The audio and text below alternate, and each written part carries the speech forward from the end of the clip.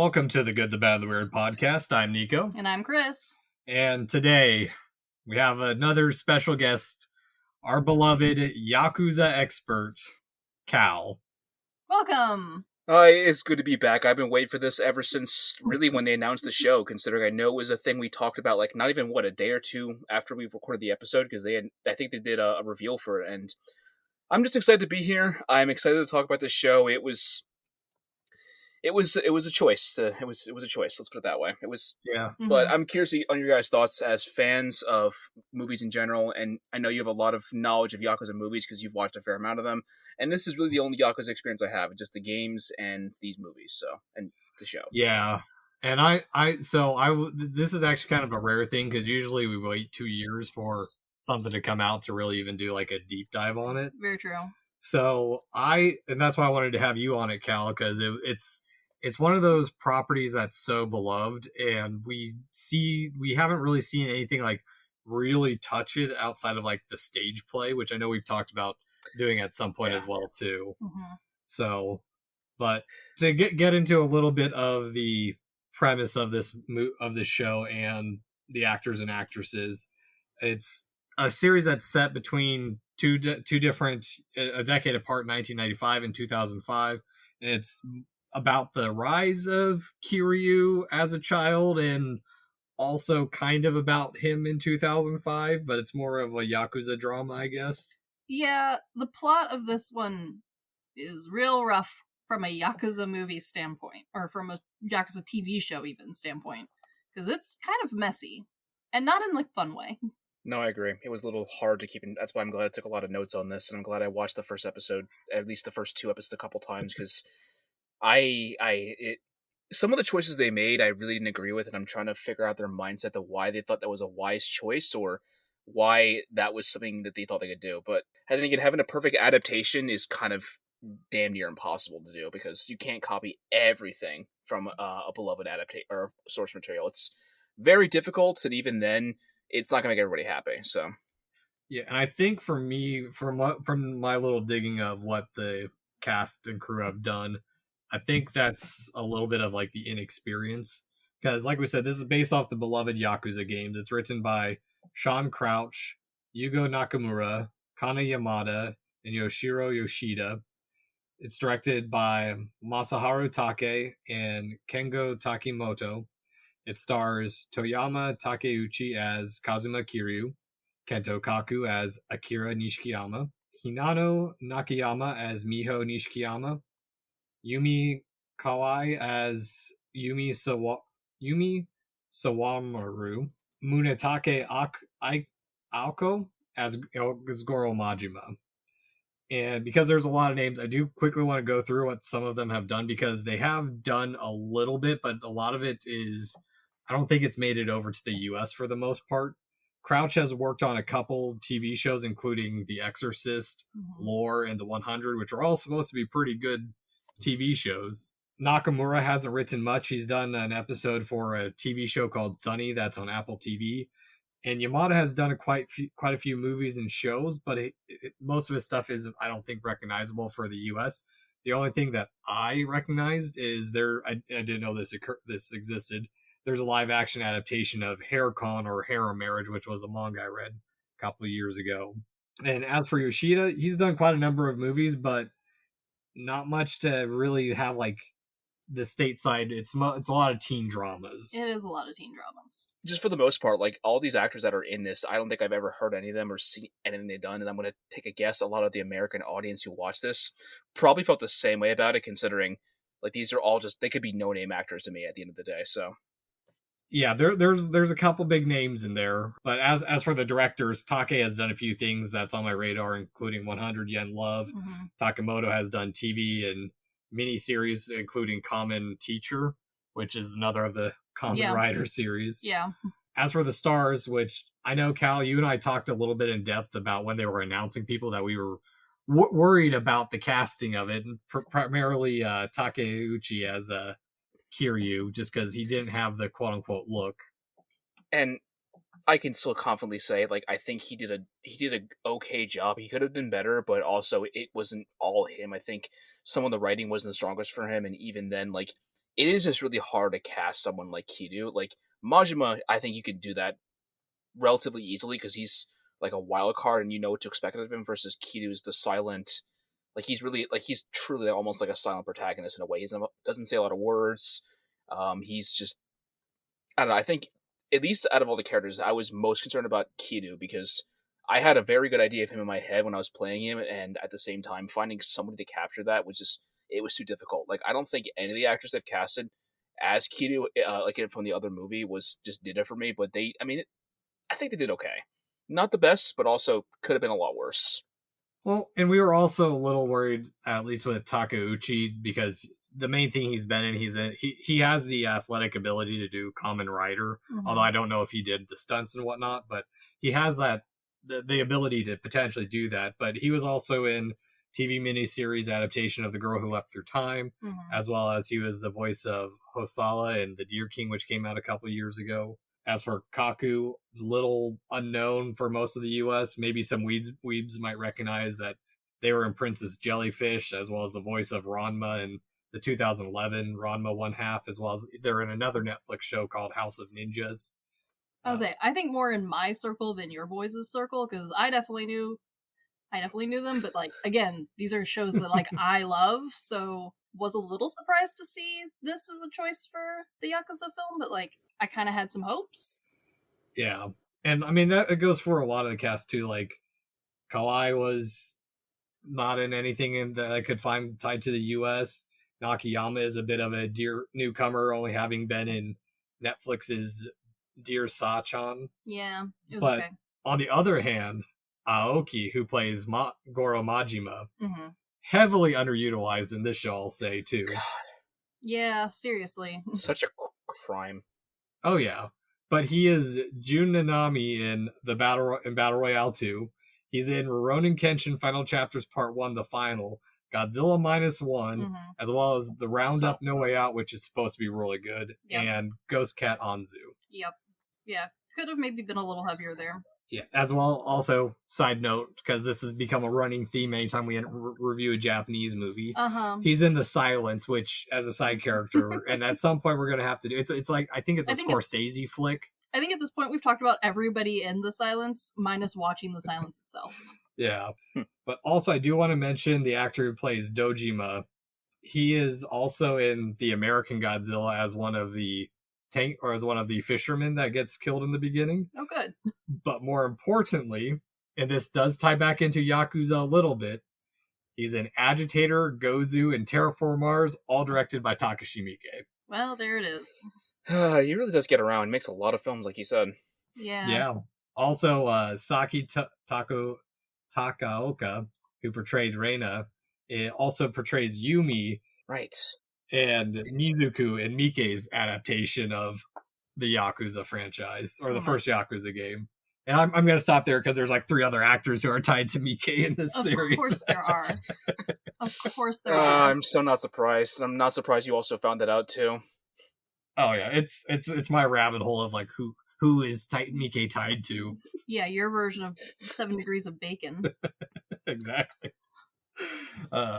But also the reason I kind of want to go through this is I think this starts the crux of some of the issues with the Yakuza show in general, is that it's a bunch of relatively unknown, and it reminds me a little bit of Miike's The Great Yokai Wars, because in that he combined new actors with old actors that people might recognize. Same thing they kind of did here, but they didn't utilize any of the new guys. They're all just kind of Yeah.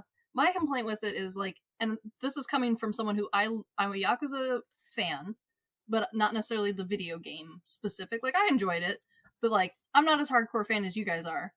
But I was okay with seeing faces I didn't recognize for a TV show Yakuza themed thing. But it leaned so much on like hoping that you would be recognizing the brand, and like that was what was going to hook you and pull you in, instead of like actually creating an interesting, compelling story to like really get me into it. They like crutched themselves up on half of a plot that like I was supposed to have already known and then like fan serviced over, as opposed to like using and showing off new talent and like maybe starting a new franchise that I could have then been like, oh, this is what got these guys kicked off, at least for the American audience. Yeah, and Cal, as someone who isn't as familiar with some of the cast, what were your thoughts like initially of like just them in general as their characters? So I think right off the bat, one of the notes they made in the first episode was I actually really like the guy they picked to play Kazuma, the mentor who owns Sunflower. I think he was probably one of the strongest ones because, like, he reminded me a lot of how Kazuma was in like Yakuza 0, 1, and 2. Because everyone, like I said, Kiru's actor, he wasn't bad, but I just couldn't see with him. Like, he didn't have the vibe that I would expect with Kiru. Like, Kiru is the kind of person that I see him, he looks like he's the toughest guy in the room, and nobody wants to bother him. And him, I'm like, oh, like I can kind of see it, but like he also just doesn't have that vibe to me. Nishiki's actor thought was pretty decent because, I mean, the easiest way to sum it up is Nishiki always felt like he was in Kiru's shadow in the games, and he never felt like he was as good as him. And I think he did a good job with like the inferiority complex he always had. And I didn't like the guy they picked for Majima at first, but when I started watching more episodes, I actually ended up really liking him. I think they just severely underutilized him because right when you get to really see him in his mad dog form, Yeah. that's it. And I think that's my biggest, I guess one of my biggest issues with the show is they just didn't like the things that they did.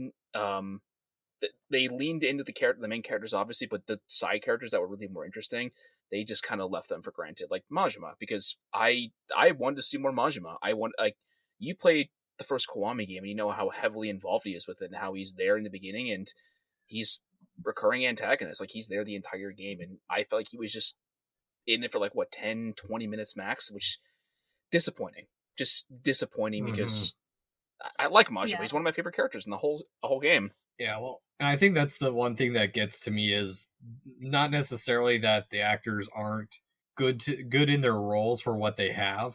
I think the big crux of my biggest issue with this series to begin with is the back and forth between the timelines because yeah, they don't age them very Not much. really. Like there's no way to like it's hard to tell which era you're in, like other than like the transition of telling you when it is. But I think I don't know if it's a common thing because this is the second Japanese show I've watched in a year that has that kind of setup. And like for something like Ju-on Origins, that makes a little bit more sense. Mhm. But that became very hard to follow and you lose the plot with all the characters. And it's the same with this where I started asking, why do I even care about some of these characters? Because Yes. I already know they're not in 2005. So exactly. I mean, because that could be done well. It's just I feel like they didn't execute the landing as best they possibly could have for every single scene. Because some of them, it felt like it was just, oh, I'm looking at this. It reminds you of this incident. I'm like, that just it. Not all of them served the purpose I thought they were going to, which is unfortunate. But I won't lie. As someone who just watches like the genre Yakuza TV and mostly movies, it felt like they were trying to pander to like the audience who grew up with like 90s-esque like gangster movies, because that was like a pretty common theme to have, like, you know, oh, in the 80s or in the 70s he was this bad guy, now look at him, and like doing that flip-flop, but it wasn't done like successfully. And like I don't know why we're trying to pull a second audience when we already have this core fan base that we're trying to be like here for. It's like Godfather 2, where it's split up between the rise of Pacino's character and then going back to Don Corleone's up and coming in the mafia. Oh yeah, no, I think just in gangster films in general, it's like a great way to show the whole like building of a family and a lineage and like the whole timeline of why they would want to stick around this long. Like it can be a good tool. But again, like we didn't need to build off of an existing trope because we already had one in the back pocket, kind of the whole reason we were doing this in the first place. And I don't know, like, granted, I haven't played like the games as much as you guys have, but I didn't get that vibe from them originally. Like, it didn't feel like it was a lot of time jumping, like, oh man, just existential crisis of my youth, you know? Well, and I do have some thoughts on that as we get into episode 1, Departure and Return. I mean, the biggest thing with me in rewatching part of this is there's a line in the beginning of they're talking about seeing the underground fighting and never forgetting the day or the tattoo, but he never sees the dude's face at all, and it's just like, yeah, like what is this? Yeah. Or even then, like they never turn around once, or how he would have never seen it either. Just didn't really sit with me. I'm like, that's kind of odd, but okay. Because they were really trying to emphasize the Dragon of Dojima tattoo that he had in his back the entire time, and that was pretty much about it. Which That's gonna be fun to talk about later. Well, and it's also just I think the setup is so hard to get into to begin with because we start off with him in the prison and then it cuts back to 1995 before we're even really introduced to anyone. And then we're told we get Miho, Yumi, Nishiki, and Kiryu, where it's the really stylized, like, okay, this is this person's role, this person's role. And it goes somewhere. It does this thing where it just constantly builds up these styles that go nowhere. Well, and here's the thing that for me was very strange watching it is this was what I was hoping was going to be a very stylized TV show. Because I was really hoping that they'd be pulling from all of the themes from the game, and like also we have some background with like just Yakuza stuff in general. I thought this was going to be very stylized in either like the over the top way or in like the very time period specific way. So like really leaning into the 90s vibes versus the 2005 vibes. And it didn't. It all just kind of looks generic for the whole, like, especially first part of the like show, which I think is where a lot of the confusion on time happens.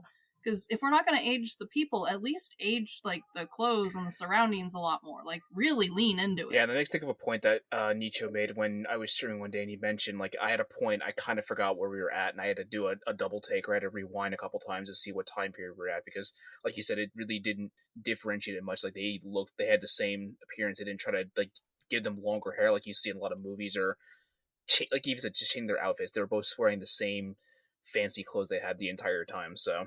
Okay, so I will get into something a little bit there because I had to save more for episode 2. But I think they did something interesting, but it was very subtle in the way they did it between the 1995 and the 2005, which I think for me, to be fair, I'm not as hardcore fan as Cal. I've only played Zero and Kiwami, so I haven't even gotten very far into it. But I think it does an interesting way of trying to do Zero. Yeah, but not fully do it a little bit differently because I agree. It's more so in the backgrounds of what they do where it's, and I get your point with the fashion. They could have done something much better with that. Yeah. But they show the dirtier side of Japan in 1995 against our perceived cleanliness, I would think, of Japan. But the setting of 1995 is interesting more so in that it's the lack of guidance of the youth. They're rebellious against their quote-unquote tyrannical father who we never see why he's tyrannical. He's just maybe strict. I would say he seems fine. But the 1995 setting is really good because when we do see the Boso Zuko riding around in the background, that was kind of the tail end of that era. But it combines the prequel with current elements, like how Yakuza 0 set in 88, which is a full of decadence and cash flowing everywhere. Invest in yourself. You pay the money to upgrade your stats. Sure. But like a Dragon Yakuza, the show is set in the middle of the first lost decade after the Japanese economic bubble burst in 1991. So I do appreciate that kind of setting the themes of it is kind of it's a lost time. I mean, hell, this is when we have like the rise of the cult religions, Aum Shinrikyo and their sarin gas attacks. Like, I think 95 is a good setting if they had properly used it, because like yes, they like I said, they have the starts there. I mean, it's they're quote unquote rebel, trying to get away from their father, so they're committing crimes. Which, like, don't get me wrong, I think the very beginning where they like fully execute the plan, like that scene where they're going through and robbing and getting the cash, I thought that was the strongest part of the whole first episode, which is terrible because it's like 5 minutes of a 45-minute long episode. But like that was the level of like there was more details in those sets. The characters had more energy and they felt like they were really like playing into that youth rebellion, like out for anything, like in for a penny, in for a pound sort of thing. And then they just kind of like let it go for the next, honestly, rest of the episode and then some of the next 2 episodes as well, where it's like almost boring, which is incredibly impressive for a gangster show. Yeah, no, I agree. Considering, I think I've mentioned it earlier, but like I had a really hard time watching this show because at the end of the day, like I will admit a lot of the Yakuza games are very exposition based, where you'll have like 20-minute cutscenes where they're just talking, and yeah, sometimes it does drag on, but like it just didn't execute it the same way for me because I was struggled to get through this show, and I really wanted to finish it because it's the simplest way to put it is it just wasn't entertaining to watch, and like that's just such a shame because there's so much good source material to go off of. Like there are some great things about the show that they did, but like it was just meh, which is so disappointing because it could have been so much more than what it was. Well, and I think the issue is because we get this early on too, is the constant back and forth of the different plot lines it's trying to follow, setting up themes and then not returning to them for like 2 or 3 episodes or plot points. Like there's a whole heavy emphasis on fatherly figures for like the first 2 episodes of them getting caught and becoming part of the Yakuza, as well as their father of the daycare is very protective of them. But now it's like they have these whole like little bits of where they play up the father with the bosses as well, where like Kazuma is goes nowhere because it's like he's like it's a very it's that when Nishiki cuts off his finger, there's that very big moment of it's that Luke, it's supposed to be like that Darth Vader, no, I'm your father, but he's like, no, you treat me as father now because I'm your boss. But they never build on that because we don't see that guy outside of like interacting with them outside of like maybe 2 or 3 more scenes. Well, and then the theme just fully up and changes at episode 4 and kind of 5 again, where it's like, what? I thought we were busy over here trying to do this whole found family thing, and now we're doing this? Okay, well, I guess. I didn't see that coming, I guess. Well, and it also did a piss poor job of setting up the Yakuza as well, because I think I think part of it is they were expecting you to go in kind of knowing a little bit of the culture and some of what it's about. Because like them getting involved with the Yakuza is just, it's a really quick and dumb way to be like, oh yeah, you're gonna die. Oh wait, no, I've always wanted to join you. Yeah, no, what was that about? That was very confusing to me. It wasn't done well. Like I don't know. I get like they kind of had to make it work, but it didn't land. It was like that's the whole thing with the show is they tried it, but none of the execution just landed the way it should have been at this point. Even then, it just felt kind of forced, honestly, to me. It felt like every time something interesting happens in the show, like oh no, I've always wanted to join the Yakuza. I dream of beating people up and fighting. Like that's what I want to do. It, instead of leading up to that and like showing how we got to that decision and point, it's we state it and then we go backwards and like try to prove the point with information that wasn't there before we stated the point. Oh yeah, exactly. It's in that beginning. It's when they're getting into the Yakuza when Kiryu is just like, I always wanted to be the Dragon of Dojima, and it's like, this is the first I've heard of the Dragon of Dojima in this show, in this context. They just showed the dragon tattoo in the beginning, and that's really about it. They don't go into the name. They don't go. He just kind of sees him fighting. He's like, you could see like he's kind of admiring it, but like that's really all they do with that scene, and then it cuts to him in prison immediately doing push-ups. So yeah. No, it's all about like it's used as a way to. It's kind of how they talk about in the South Park writing process of is things are just and then and then because all him talking about the Dragon of Dojima is just a way to introduce the underground fighting as a goal and a tool for the clan, but it also plays on that theme of exploiting their naivety and their youth and their money making potential, and it's one of those stories that it sets it up to be a tragedy of youthful rebellion and some of the fault, like it can cost you your life for being young and stupid, and it doesn't really do that.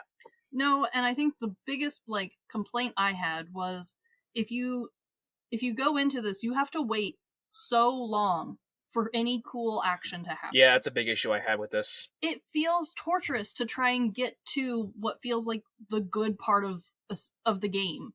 Essentially, like I feel like I'm watching the longest cutscene of my life just to get to like 5 minutes of fun, and then it goes back to more exposition on like why we are sad about how our lives lot, and it's like I don't care anymore. Punch people, and not even then. Like I love the Yakuza games because they're so satisfying just to beat people up. Like even Nicho has said as well. Like when he was playing Zero, he had a blast just beating people up with the beast style. That's like I didn't feel like any of those fights were really that good. Like I get it, like you said.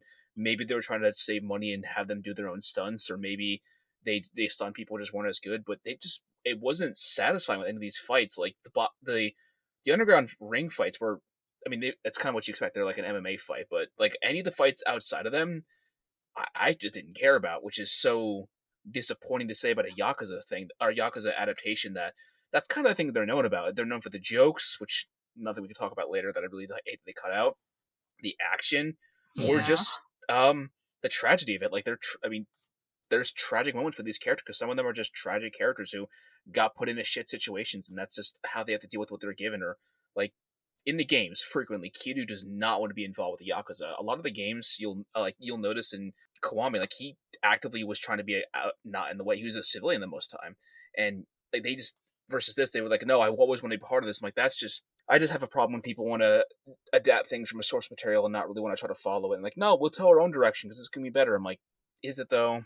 So Well, and do you think that if maybe they had given Kiryu the time to like build up of like instead of immediately going to him doing or working his hardest in the underground fighting ring, do you think if we had some time of building up that he's a badass and can fight, do you think that would have helped at all? Yes. Jeez. Yeah. I agree because he's just randomly like they don't really show him like really learning how to fight in Zero because he was just kind of always the toughest person in the room, but at the same time, like it just like I said, a very underwhelming when we get to see everything that he does. Like it just wasn't like I said, it wasn't fun to watch. It wasn't cool to watch him grow. Like it was just generic and could have been executed a lot better, I think. But Well, I think it also part of that suffers from the issue with prequels in general. It's their and especially this one because we juxtapose that ring to already knowing that he's in jail. He's getting out of jail 10 years later. It's just like you're not really building up anything. It's just like we know where it's happening. I don't have that interest to know what's going to happen outside of that. And the other thing that I thought was really strange was like the stylized choice to make the fights almost boring. Like there's no camera change, there's no directorial change on like we're gonna speed up footage here or we're gonna try and get some interesting angles to like make it feel like you're part of the fight or like that there's any real danger here. The fight feels like it's being filmed just by like a guy standing off to the side a little bit. Mm-hmm. And like there's not even like a big enough music change to really indicate that this is like his purpose in life. Like there's no indication to the audience why we should care.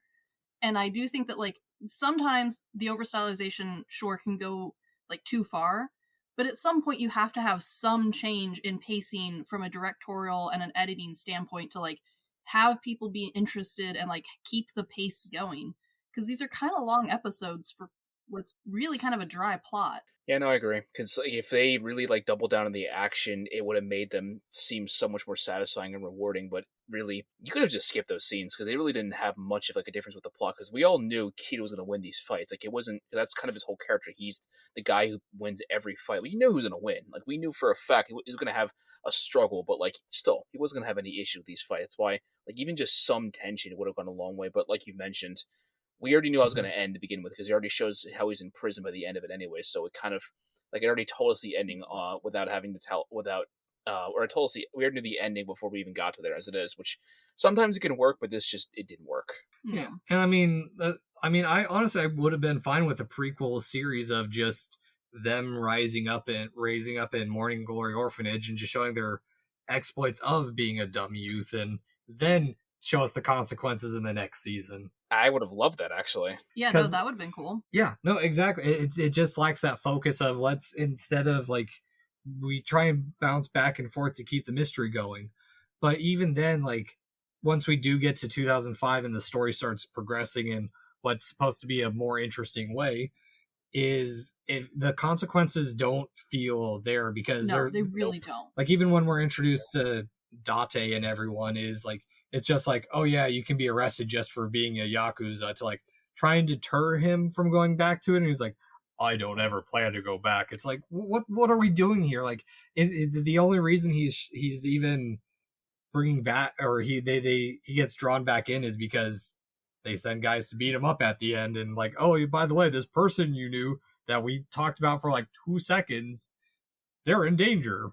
The only thing that I think the show actually kind of did right, and like they don't use it enough, is showing some of the violence of like the death as like a way of like deterring or like having that be like the tension point of like, oh, this guy just, worst flushy of his life, head down the toilet full on, and he's dead. Like, oh no. Like that, I thought that was really well done. And honestly, I think maybe we needed more because then like later on we'd be like, oh man, gotta watch out, you could get arrested. I'm like, so that guy over there has no innards anymore. Yeah. Like, that seems worse. I don't see why I should care about the cops, because I don't think the cops do anything. Yeah. I've seen them twice, and all they did was stand there and go, wow, look at them kids go. And even then, like, throughout the entire show, like, I'm trying to think of the instance where we see the cops, they just kind of didn't do anything besides really Date, and that's it. And that's even then, like, he was just more of a generic cop this time around versus, like, what he was in the first game where he was pretty much like your partner at a point because he was always there and he was kind of giving you information or helping your ass out, so. Yeah, he felt like a throwaway character. He really did. Well, it's every character in general. It's the flashing back and forth, especially when we get where Nishiki's at. Okay, he's at the top, as well as the bar, because like we see that. Well, first off, I think they did the club well because it's a nice combination between the large bar and like the Cabernet Club Czar and Zero. So I like that idea of like merging those two plot points together a little bit. Sure. But it also means nothing because they sent her off to the club. We already see that Yumi's doing well. Also, Nishi cutting off his finger is like, okay, he's so rejected, but now he's top dog. So who gives a shit? Like, yeah, seriously, that part happened way too fast. Mm-hmm. See, it makes me think, like, at the end of the day, maybe this couldn't have been adapted because the games, they give you a lot of time to take your time. Like, you could have, like, we played Zero very differently. You spent, like, 40 hours off stream grinding because you wanted to get the minigame done. Like, that's the thing about the games. Like, you can progress at your own pace, and this, you had to rush it because you couldn't stop to pause it or come back to a later point because by that point, if somebody had paused it, they're probably not going to want to come back to the show and keep watching at that point, which is really not what they wanted to do. So yeah. Well, and even then, like, split up the season into two parts. Do the first half in 1995, do the second part in 2005. Because like that's the thing is like we're supposed to be worrying about these characters in 2005. We've had barely any time with them. They haven't had time to build up their sibling camaraderie. Like it's just like, okay, we're supposed to love you guys right away. See, okay, I'm glad you brought up the sibling camaraderie thing, because this is another example, I think, of writing siblings poorly, which I was kind of disappointed about, because I was really looking forward to that being a central plot point of the whole show, being like, these four guys being ready to stick it out together. And they just kind of flop it, because the, like, I don't know, they're, like, so busy with everything else, they don't really give you time to worry about what everyone else is doing. But then when they're like, oh no, she's dying, you're like, oh, okay.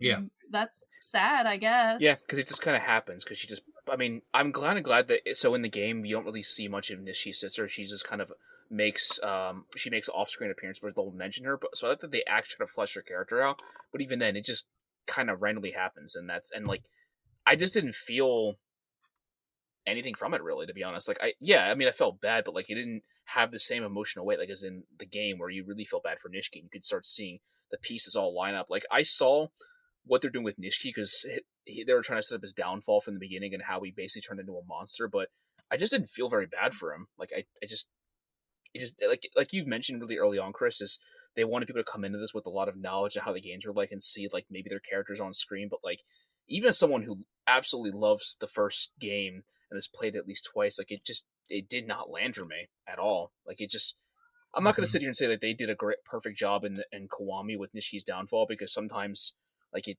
could have been a little better, but at the same time, like, you understood his reasoning, you understood why he felt so really insecure compared to Kido, and when you finally see him snap, like, it all just kind of ties together in a way, versus this time it just happens.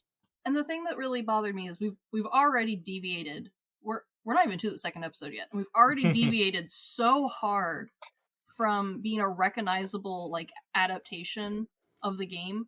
Why not just really lean into that, deviate farther, and spend less time with the girls, and just have it mentioned, and, like, occasionally have a side, like, clip of them. That way we don't feel like we know what's going on. That way it feels like a bigger punch when we get told, like, oh, she's, like, later on, like, oh no, like, we need to figure out how to fix this. Mm-hmm. Because then it would feel like an actual surprise, as opposed to, like, oh, poor writing, plot twist. Yeah, well, and on top of that, like, we have all that build up, and then they add the Omi Alliance killings on top of it, and it's just like, yeah, I really don't care, because, like, finally when we do really see any action, it's when he's picked up at the very end. I'm just saying that, like, it was just underwhelming. Like, it took that long to get something, and even then it was so brief and it was done. Well, the thing that I think with that, I do actually, so this first fight scene, I do like it, and it gave me a little hope when I first watched it, because it is just that slight over the top. There is a little bit of rough choreography where it feels a bit like Super Sentai, so it's just like very Power Rangers, and it's like, okay, I throw this punch, so you fall back. And like there I think it tried to have a little bit of humor, like when he slams the dude's face into the wall and Yep, and he just rubbed against it. Yep. Yeah. yeah, and it's this, he doesn't even have time to breathe before his search for freedom is now he's sent back to Kamurochō, which See, that fight was what I wanted more to happen, because that fight was good. That was like, it was entertaining. It got me reeled in. I almost cared about these people for a half second. And you need more of that, especially for a first episode on what's essentially a risky TV show. Because if you don't get people pulled in, why am I coming back? Because this didn't all even air all at the same time. They did like a 3-episode and then 3-episode drop. Granted, like, I waited for all of them to come out because, like, you know, I wasn't gonna be spending my time waiting here. not for a franchise that I'm not that tied to. I could see like people like you guys who like love the game, would be willing to wait for it, was excited for this to come out. I'm just a Yakuza fan for TV shows and movies. I'm not gonna be sitting here like hands waiting for episodes, 4, 5, 6 to come out if episode 1 isn't fun and exciting.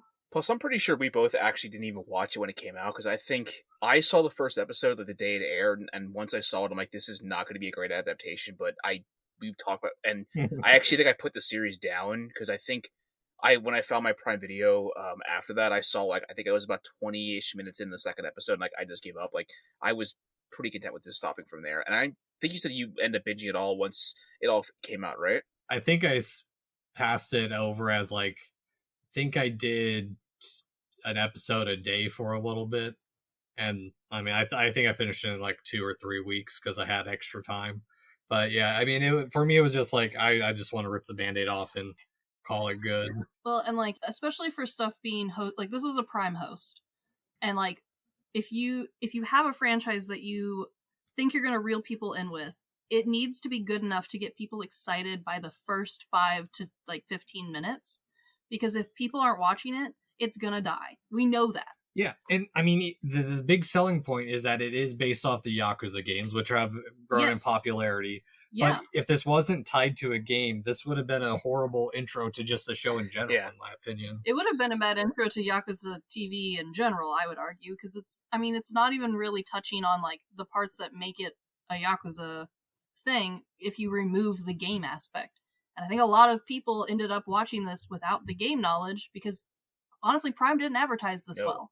I remember, I think, when it came out, because the day they showed a picture of Kiryu and his back and the dragon tattoo, and that was the first reveal we got, and they had one trailer, because I remember watching this pretty vividly, because I was just curious what they're going to do with it. Like, I thought maybe they're going to, like, try to not follow Kiryu, they could follow other people, and then maybe see him in the background, but I agree, they did not do a very good job promoting this, and like, as soon as it came out, they were like, oh, play the games that's inspired this. But, like, that should have been their big appeal from the beginning, is play these games so you know what to expect, or play these games so you have an idea, or you're knowing what you're walking into. But even then, like, I get it, because Fallout was a really big show, because as soon as Fallout did amazing, that was everywhere over Prime. And I really enjoyed Fallout, but they should have given this the same love because clearly they thought this was going to do amazing. And all the Yakuza YouTubers that I watch all said it was just very mid to them, or very, it was all right. It could have been better. It was disappointing, really, at the end of the day. So yeah. Well, I haven't seen the Fallout show, but I've heard nothing but good things about it.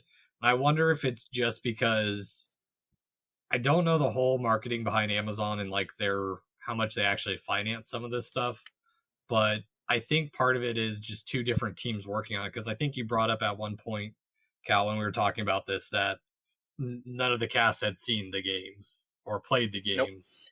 So that's always a worrying thing of, yeah, you don't know what intensity to bring if you don't know the character. Not even then, like, there's so much more to Yakuza than just the gangsters and the crime saga. Like, one of the best quotes I ever heard about Yakuza that I often reference when I'm trying to pitch the game to people is, it's tragic and hilarious all at once, because you can have moments where you're crying about a character dying and you feel so bad, and you're wondering what could have been done differently. And then the next scene, you can see Kiryu getting excited for pocket racing, or not even actually even include that once, but that's sad. Or him going to eat, like, or you run into Majima in a strip club and drag. Yes. there's so much to it that they just didn't even. And I'm sorry, like it's tradition for every Yakuza game to always do karaoke at least once, because the one in Zero it forces you to.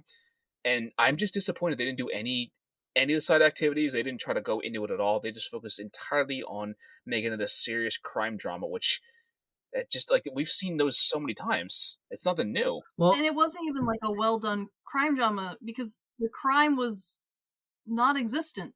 They barely crimed. Yeah, they really didn't, actually. well, and that's the other thing too with the Yakuza genre is a vast majority of Yakuza movies aren't about the crime per se. It's a lot about the drama in between. Sure. Unless you go to like Outlaw Gangster VIP collection, where it's about a guy trying to get out, or Youth of the Beast, where it is more about the violence than it is the. I would say there's definitely a lot of beat 'em ups, which is always a good time. Yeah, but I think with this one, because we talk about like, oh, it didn't do X, Y, and Z, but neither did Mike's adaptation. But the thing I think is different. I wouldn't know if Mike's adaptation is like the gold standard, though, if I'm not lying to you. For now, it's the gold standard, because here's the thing: is Mike's at least had the humor in between. Yes. Where it's like, okay, I recognize this place without like blatantly saying it, because like in the show they just say, oh yeah, I did this or the underground fighting at this park. And it's just like, that doesn't tell us anything. You're not showing, you're just name dropping stuff, so that way it's trying to like tie us in or like be connected to it. Well, yeah. And true. It's like what Chris said earlier, like they try to do fan service for things, but even then, like for most people, they wouldn't recognize the names, or they wouldn't recognize it. Like later in the show, they reference Majima's brother, Taiga Saejima, but like even then, it's just so brief with him. Like you probably didn't even notice that was him, and I didn't even recognize him. Like I actually had to go to Google. I'm like, who the hell is this person? I'm like, oh, that makes sense. And all the little references to like the things, like I put it this way, I think as much as we've kind of been hating on this show a little bit, I actually really enjoy how well it felt like Kamurochō from the games, because some of the backgrounds, I'm like, oh, that's actually really impressive. But it just felt like they were trying to do fan service that just, it didn't come off forced, but it wasn't rewarded or wasn't worth like just seeing, because it, like you said, they did a lot of telling and they didn't show it, and that's what you don't do in TV. So well, and on top of that, I have this idea that for me, when watching a movie, the music shouldn't be the focal point. Well, don't get me wrong, when the music swells, it's great, but it feels like it's part of that moment. Yeah. In this one, all the music feels archaic for the setting and the tone, and it felt like a little bit like they were trying to tie into pop culture, and it just didn't work as like there's Yakuza already has a solid soundtrack to begin with. I was gonna say, why not just use the soundtrack that already exists? Yeah, you've got so many to pick from. Yeah, like when they had Mr. Blue Sky in the second episode, it felt just so out of place when they were walking around having a fun time. Like you said, they're just trying to cash in, like on. It was like very strange. Because I was sitting there watching, like, is this a parody? Like, is this really happening? Because I'm like, no, it's them. Because they're smiling and laughing. Like, it just feels so out, like the wrong tone for what they were trying to do with this serious crime drama versus like in the games. If that happened, it would have just kind of made sense, because it could have been just a random sub story, or it could have been just something they saw, or anything. It could have been anything, but this just felt odd and just out of place. Yeah. Especially with how little humor the show has had at all. Like, if there had been more humor in this, I could have seen like that being like a bit of a joke, but it just didn't have any like feeling behind it. It just felt like a random song choice that went down. And I'm not gonna lie, the really bad dubbing plus subbing on top of it really made it felt like a low quality thing, which sucks because I know it's not a low quality thing, but like it felt like too many random things that just got overlooked all at the same time happening. And I mean, it's that thing of you're wondering whether it's a comedy or not at times, and then it ends the first episode with Yumi getting attacked and crashing her car in a very dramatic way, which could have been cool. Could have been very cool if it happened in the middle of the episode, or if we gave a shit about her. That's true. I don't care about Yumi at all. Yeah, I really didn't. Because they try, like in the very second episode, immediately flashing back to her childhood and like someone trying to drown themselves in a lake or something. It's just the way I didn't care at all. Yeah, I kind of felt nothing from it, honestly. I really, like, I wanted to so much, but I'm like, if if I had my TV going and I went to walk away to grab something, and if I missed it, I really wouldn't have lost anything out of that, honestly. Mm-hmm. So Like, I didn't do anything really to serve her character or even like do any kind of character development for her at all. like she would have been the perfect candidate of a character to like almost pull fully out of the story and just have like bits pop back up to remind you that Yumi is there, as opposed to like trying to spend any time with her or focus only on her, one or the other, because the amount we get with her, like, I didn't feel like it was portrayed enough for me to be like invested in her. I've already seen the future. I know where we're going. I don't see why this is going to help me care more about the character that I was interested in and we're not looking at anymore. See, and even then, you had me thinking of Mike and how I'm pretty sure he didn't show Yumi once till at the very end, and it was, "Hey, I'm your mother. All right, I'm blowing this building up now. Nice meeting you." That was it. Like, it's a joke, but at the same time, like, that's kind of better because we didn't really care about her, and it was kind of a throwaway thing that they did. But I think that landed better than making us try to care about her because, like, I just didn't. I really didn't care about most of the characters. Well, and so that's the thing. I think Mike's version stayed more true to that plot line because she really is a nothing character in the games, and it allows the time to focus more heavily on Kiryu, Majima, a little bit of Nishiki, and Haruka. And also just like it lends itself to the style of humor that the games have, where it's like, oh yeah, by the way, surprise, I am Luke, I am your father, bye. Mm-hmm. Like, yeah, a little jarring, but also a little hilarious, because like, okay, well, I guess I couldn't have predicted that. Yeah. Well, and I think the other issue too is, and I don't really want to talk about pacing so much, but I do. The Pacing's way, bad. Yeah. Well, the way they go about it is we have that climactic end to episode 1. Yeah. Then in episode 2, it's Boring. all about Kiryu getting up to snuff with the state of the world, and it's just like there's so many things that don't make I don't get where they're going, because it's like, why the fuck is the satanic pentagram such a big thing, and we're introduced to the demon of Shinjuku? What was that about? Nothing. I honestly forgot that was part of the show, and I literally just watched this. Well, the thing about it is like, not even the fact that it was just forgettable. Is like, it was so predictable because we all knew who it was. Like, as soon as we saw who this person on screen, like, oh, it's clearly going to be Nishiki. Like, we know it's going to be him as it is. Like, it's no secret. They're not going to bring in some random character just like, oh, surprise, it's this person. But they should have. And they've been in the background the whole time. Like, it was just so clearly obvious, and just who cared? Well, who cared about it at all? And I could have defended it if it was in 1995, because again, the little bit of the lawlessness and lost nature of that era. Because I mean, granted, we're still in the lost decades. I think it's called the lost decades because it was like 30 years of economic turmoil for Japan after their bubble burst. But yeah. It would make sense, especially with like the rise of the cults like Shinrikyo and some of the other ones that are out there that I can't remember their names. But it's just like, okay, it's there to be like shocking, I think, for an American audience a little bit. But it wasn't. No. It was boring. I would have preferred like another, I don't know, anything. Literally any other plot point.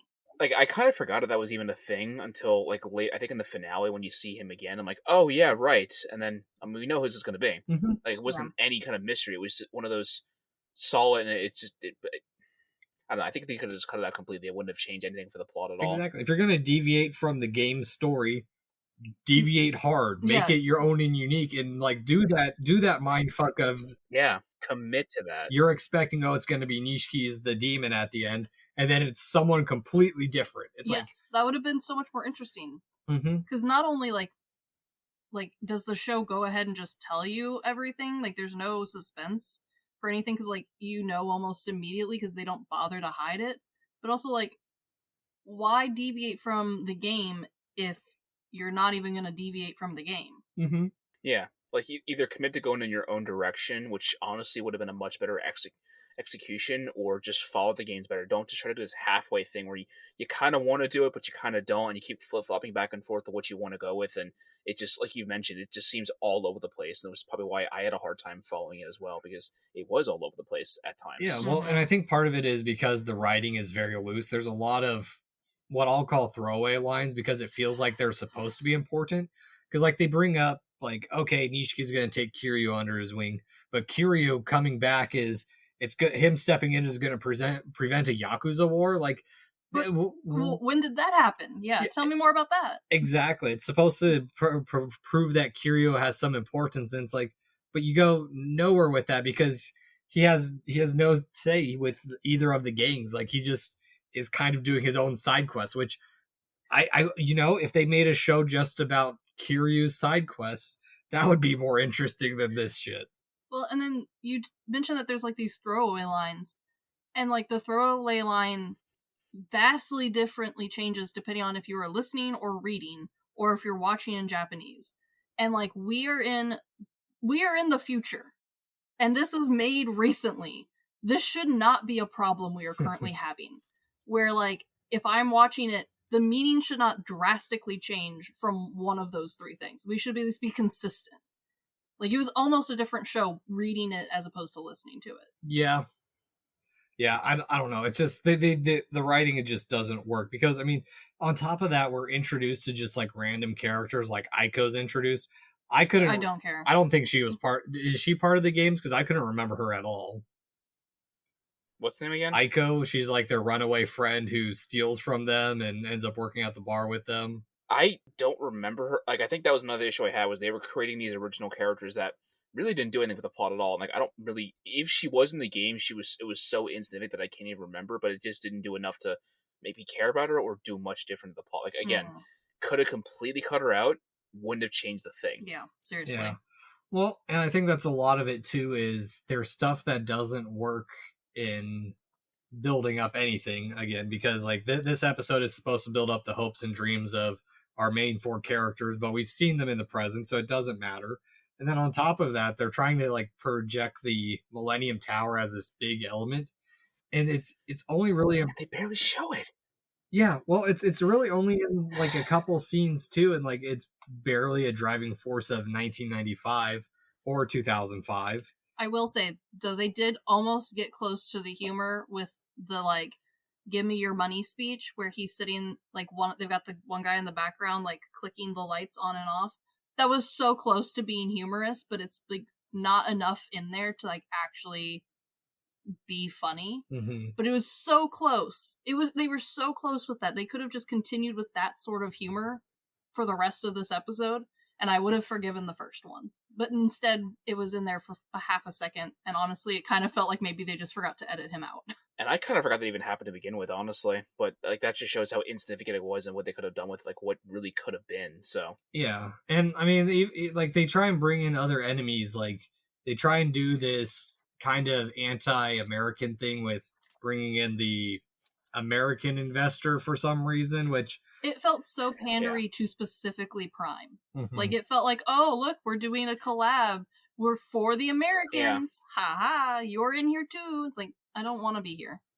But and it just felt out of place too, because it really went nowhere, because that character died by the end of the episode of the next one almost immediately. Like he was just, it just again out of place and just felt odd. Yeah, he was dead and his sister's dead, and they do serve a purpose I'll get into the next episode about, but I think it's used very piss poorly because it could have been any other character. Yeah, this whole episode is still trying to build up the tragedy of their freedom, because they are free, but it's rose-tinted glasses because it's their first bits of freedom. Miho can't handle her alcohol and she's overworking, and it's like, we don't give a shit because she's not in this very long. Also their explanation of like, this was supposed to be setting up like more stuff for later, and it just doesn't, because their explanation is piss poor. Like the way that they almost showed us like what they mean by saying like she's overworking herself or like she's drinking too much. They got so close to properly showing that to us with like the champagne scene, but they never really like spent any real time properly showing us what that means to like be truly detrimental to her health as opposed to just an alcoholic. Yeah. Like, you have to make a distinction as why we're downturning so fast, so hard. And the killing of the Americans also, it's the show's way of trying to introduce that there's someone that takes the fall for the killings, and it's try and show that they're disposable to the income, to show their potential fate. And again, it doesn't matter because we've seen the future already. Yeah, we already know what happens. Maybe we should have just not time traveled and the show would have been better. Mm-hmm. Or heck, I like your idea of doing like the first half of being in the 90s and the second half being in the 2000s, because at least it would just felt so odd or so all over the place, or maybe things would have made a little more sense. It would, like, maybe they could have ended the 90s part with Nishi just killing Dojima and then Kido going to prison and then just picking up right from there, because that, I think I would have liked that a lot better, because that's actually, it just sounds better in my head thinking about it out loud, and even then, again, it would have been all over the place. So Yeah. And that's the thing, for non-linear storylines, you really have to make both timelines interesting. Yes. Like if you look at Memento, Oh, where those are, they're linear but in opposite directions. Mm-hmm. That's taking a non-traditional linear storyline and making it interesting. Or I'm trying to think of another one that everything just kind of wraps up at the end. Or you need to go full murder mystery and have it be like impossible mystery to solve, like purposefully impossible to solve, and know how these two timelines are going to interact. Because if I already know what happens in both timelines, then I really can't ever be invested in anybody, because I already have the keys to the puzzle. Mm-hmm. And also, this episode introduces Majima. Cal, what did you think of the first introduction to our favorite character?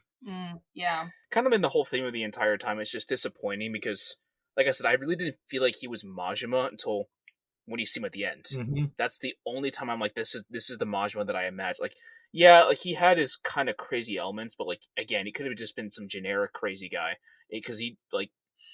I mean, you don't really see a whole lot of Majima prior to when he loses his eye, as it is, and it's done like in stills, actually. I think in Zero, they don't really show much of his character off. He's just kind of there, and then you find out he got banished from the family, and he loses his eye. So again, just like Chris mentioned, kind of fan service, because I wrote in my notes during that point, like, oh hey, they did a name drop for Majima and Saijima. I'm like, but that's it. Like, it's just so underwhelming. And like I said, I was happy to find, like, oh, this is who we get to finally see him as. And I'm sure, Chris, you probably were like, oh, it's Majima. What's the big deal? Like, it just wasn't enough for you. No, it really wasn't, because, like, granted, I don't think Mike's version is, like, perfect, but at least those characters, because, like, I've only played the games a little bit. Like, I enjoyed them. I don't own them. I have to borrow them from people, or I'm watching YouTubers play them. Mm-hmm.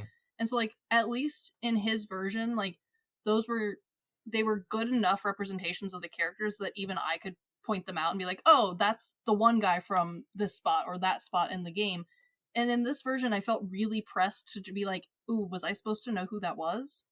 Yeah, and I think part of it too is their interactions aren't interesting for the most part, because the first time they meet him, and I'm gonna do a comparison between movie, game, and the show. Sure. In the show, it's all because Kiryu mouths off to him. Mm-hmm. A little bit like the game, but in that game, there's a fight with other people when you first meet Majima, and so at least there's a little bit of interest of like why he's taking an interest in him. It's like, okay, this guy can fight, but let me handle my own people. This in the show, none of it, just like you're mouthing off to me, and they're like, oh, you should be scared, that was Goro Majima. And then Mike's version, we get introduced to Majima before he meets Kiryu, but he's super excited. He's like, ooh, Kiryu's out. So like we already have that kind of, their paths are going to meet. Yeah. And the first time they see each other is at the batting cage and they're fighting. Well, like, you make a good point, as it is, considering when you meet Majima in the game, you talk to him a little bit, you beat up one of his guys, and then it's a big deal there. You get to learn a lot about his character right away, because he gets like really close to him and talks to him about life and meeting people, and like it's a good scene for them to introduce him. And versus this time, it was just like you mentioned, like, should I know who this is? Because like I took a couple seconds, I'm like, should I know who that is? And I'm like, oh wait, and I remember rewinding it and looking at the names. I'm like, oh, that's Majima. That's okay. I mean, that's good for you for trying, but like I would have never have known that if I didn't have the subtitles on. And as a storytelling element in the game, it's a way to get you as the person controlling Kiryu to get to the fighting of like, okay, this is what this game's about. You got a little bit of story, and now these are some of your first fights. There's just not enough fighting in this show. I'm not gonna lie. Well, it's not just the fighting too. It's your introduction into the world of Yakuza, and we don't get that in this. No, you really don't. You're both left to like figure stuff out on your own, and then you're also overly told other things, and it's very confusing as like a light fan. And so I'm sure it's really annoying for someone who's like, you've already put in all the work knowing all these characters and everything. So like, none of it lines up. But on top of that, like, I went into this knowing enough about the franchise, hoping that I was going to get something closer to a brawl style Yakuza like show. Because honestly, those are my favorite ones. I either like the like mob boss family, you know, you come to me on the day of my daughter's wedding, or I want people to be punched almost the whole show. Like, those are my two favorites. They are very extreme opposites. And this one lands poorly in the middle. And it could have been a really good example of in the middle, because it already has all the bases for some like interesting characters, some really interesting development, but also fighting is like the main point of the game. And there's barely any punching. And even then, like, it's not even good fighting either. Like, there's better choreography in other movies that I've seen or TV shows that have much less of a budget. Because I'm really curious to how much Prime spent on this show as it is versus other shows that have had much better action. And like, I don't know, like I said, I can't really say I've had one fight scene that really stuck out to me. Like, oh my god, that was so good. I'm like, yeah, it's good. It's not great. And if you're not going to do good, do quantity. Like, if you're going to have like mediocre fight choreography, if you're not going to hire a good fight choreography director, or if you're not going to like put in the talent for like paying extra for the stunt doubles to be like solid stunt doubles, that's fine. But you just need to ramp up how much we are punching people. Yeah, well, and I think actually the end of episode 2 kind of sums up a lot of the issues. Is we finally do get to see Kiryu kind of being Kiryu, but there's a nice comparison of the tension of the Yakuza is like the Cold War, and I like that analogy. I do too. That's fun. But immediately after that, we're introduced to Haruka on the run with Aiko, and the demon game attacking the Yakuza manga cafe, and the dude gets killed with a handgun and goes flying back. Because it's like you guys are trying to build this tension, and then you don't do, like, you have these one little bits of over the topness. I need either more or none. Yeah, like at least in like Mike's version, when we see Kiryu in like his first fight, he gets a little bit of that aura. Yeah. And okay, that's a nice little nod into the game. And then it never goes from there, but you don't need it because it has the other action, over the top action in between, that you don't need the effects on top of it.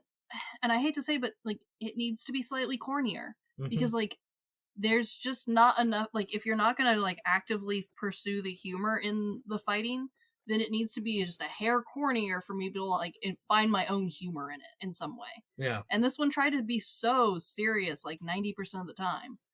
And it just felt dry. I wouldn't say there's really that many funny moments in this entire show, because I'm trying to like think of anything that I laughed at, but it like Nicho and I both said really early on, is my big fear this will be just a generic crime show, and then all the news that were saying like we didn't play the games, they didn't do karaoke, they're gonna focus on the story itself, just kind of emphasize that point. Like the fact that the day after the first episode aired, I can't remember the actor's name who played Kiryu, but he actually did a recording of Bakami Tai and like actually fit it in. Like when you see the photo of him looking at his friends, like it fits so well. And I'm like, why did we not have more of this? Because I know it was just a 2-minute song that was so brief, but it just felt more like the games than the show did the entire time. Yeah. Like it felt a little bit comedic because he's looking at his friends and thinking back at the moments, but also like it just feels like Kiryu singing. Like that was the best he did the entire show, and I'm pretty sure he did it on his own. Like I think it was his idea, I heard, or something they just did to promote the show. It wasn't anything serious either. So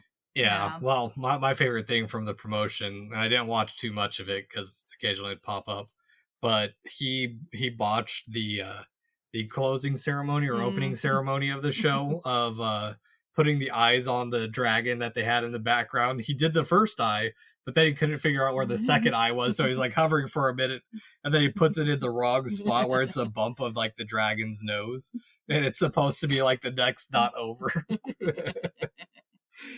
But I think that just leads to that because Kiryu at the end of the episode 2 just comes out of nowhere. There's like, okay, he just shows up at the right time. Like we haven't been following you for like 30 minutes. Yeah, honestly forgot you existed for a sec. It's all these cliffhangers that have no emotional beats to them. Like, I don't care about anyone because you still aren't having the time to connect to anyone together. Like, even Nishiki and Kiryu are like together like 2 minutes in this entire episode. And I'm not gonna lie, by this point, and we're only on episode 2, the cliffhangery stuff started to feel more like lazy writing than like intentionally like playing into the action of the games. Like, it felt more like, oh, if we leave you hanging, you'll be back for the next one. It's like, no, I'm binge watching this like everyone else. Why would you do that? And even then, like when I was doing my watch of this, like when I ended some episodes, I'm like, I don't really want to go watch this next episode because I'm not that curious what's going to happen next. Because like again, like I already knew what was going to happen in my head just from like I said, this show is very predictable and very dry, and I just knew it was going to happen. And it just like some shows I want to click that next. Like I want, even though I know I should, but I don't want sleep. I want answers. And this just made me want sleep more, honestly. Yeah. So Yeah, not to mention, I'm betting both of you already forgot about the whole fight ring because it's not mentioned a single time in the second episode, even though it was such a big part of what they were going to do in episode 1. Yeah, not gonna lie.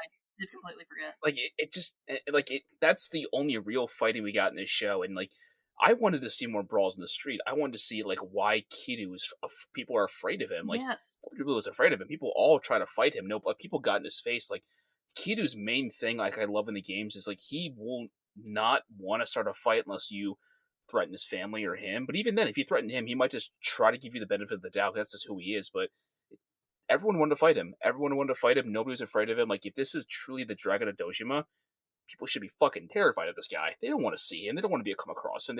But everyone wanted a piece of him. So Yeah, and that's the thing I will say.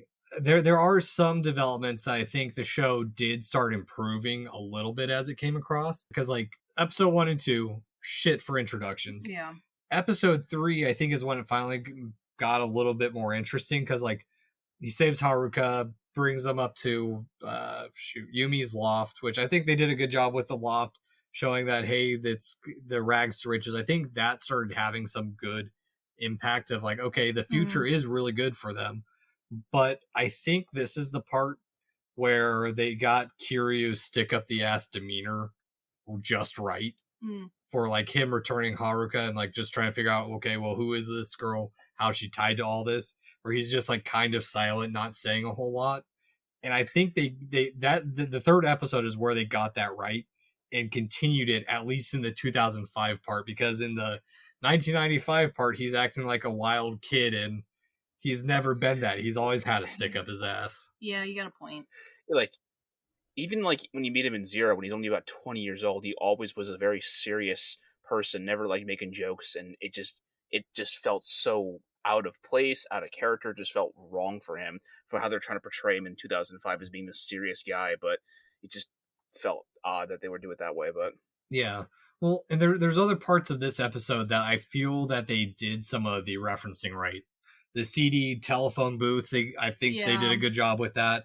And when we do cut to 2005, there's not a lot to it, but they're having takoyaki at least, and that's a big part of I think it's Zero. But it's just like those little bits that they kind of got right don't make up for the rest. No, okay, and there's such light points that like if you're just a light fan or you're just like using this to like maybe see if you're interested in the franchise, it's not enough. It's not recognizable enough. Not to like be the thing to carry it all. Well, yeah, like you can't rely on your fan service because by that point it's just not going to feel rewarded and it's not going to be entertaining. Like, not to bring up, I use this because it's just a prime example of fan service, but like Rise of Skywalker is just purely a fan service movie because it's all. I don't want to get too much into it because I know how much you love talking about Star Wars, but like they were just trying to do so many moments that are shoehorned in. You're just like, oh wow, look at this, we're cool now. Like that's just what it felt like here. Like I wrote it like takoyaki. They mentioned that they ate very brief. Could have honestly not even noticed it if you didn't look hard enough, or like in the background you'll see like 777. It's one of the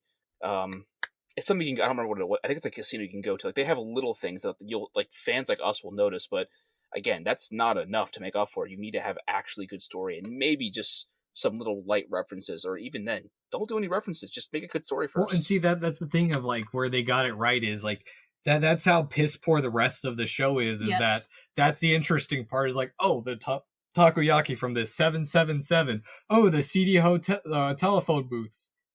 You got those little bits right, but that's the parts we're paying attention to. Those are the parts we shouldn't be paying attention to. Those should have felt more like sprinkles on top of the cupcake for like people who were playing the whole games or like have played multiple of the games, as opposed to like being the thing where like that's the whole cupcake. Like that's pretty much the entirety of like them trying to be actually like somewhat like related to the original show.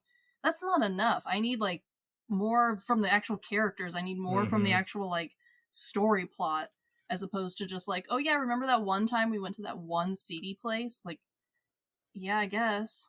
Yeah, but this is also the part, like, there are moments in this where I had hope for the show, Mm-hmm. especially when we really got down to like seeing more of Majima in this, where when he tracks them down, like, I think they got the look of him right at this point, but he Yeah. doesn't have that chaos because, like, I think they also got Nishiki being a wimp in 1995 great. There's the really cheesy over the top throwing that we can obviously see they're two parallel. They're always on the wire. It's very Super Sentai like. Mm-hmm. But then it gets into like really weird, dumb shit of like, now there's flamenco dancing, which would work well with Majima regardless. But we Yeah. haven't seen him have that weirdness to give reason why they're doing flamenco dancing. And then they try kill. Then like Nishiki's gonna kill him, and they're one of them's trying to kill. I can't even remember who's gonna kill.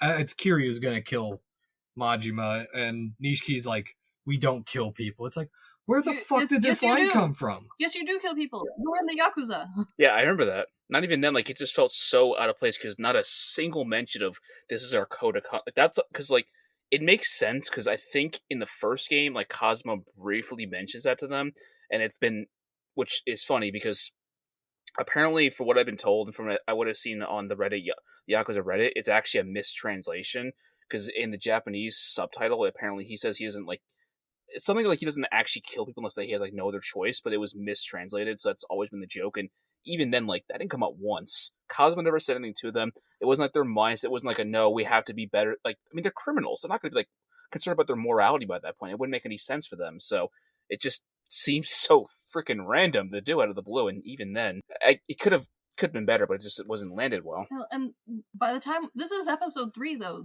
like if this energy had been episode 1, I could have seen this as like a good building spot because like we've got some fan servicey stuff. We've got a little bit of weird that maybe we can build on that and like have that like build into the humor that the game had.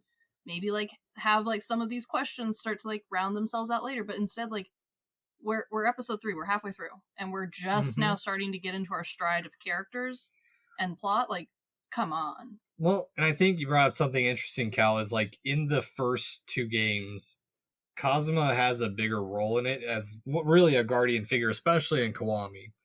But in this one, like, he just kind of shows up at some points. Like in last episode, he was talking to the Americans, / he was saying, you guys all should be here for Miho. Like, if you guys just came back to the orphanage, I'd keep you safe. And it's like, no, you wouldn't. You just showed in the first episode you can't. But even then, he's just some generic guy who just kind of randomly shows up. Like, at least in 0 and 1, you felt like he really was Kiryu's, like, adoptive father in a way. Like, he felt like he really cared about the two of them. Like, yeah, when you find out more about who his character is, you're like, oh, so he's actually a psychopath. But still, like, you genuinely felt like he wanted to take care, like, he saw them as sons in a way.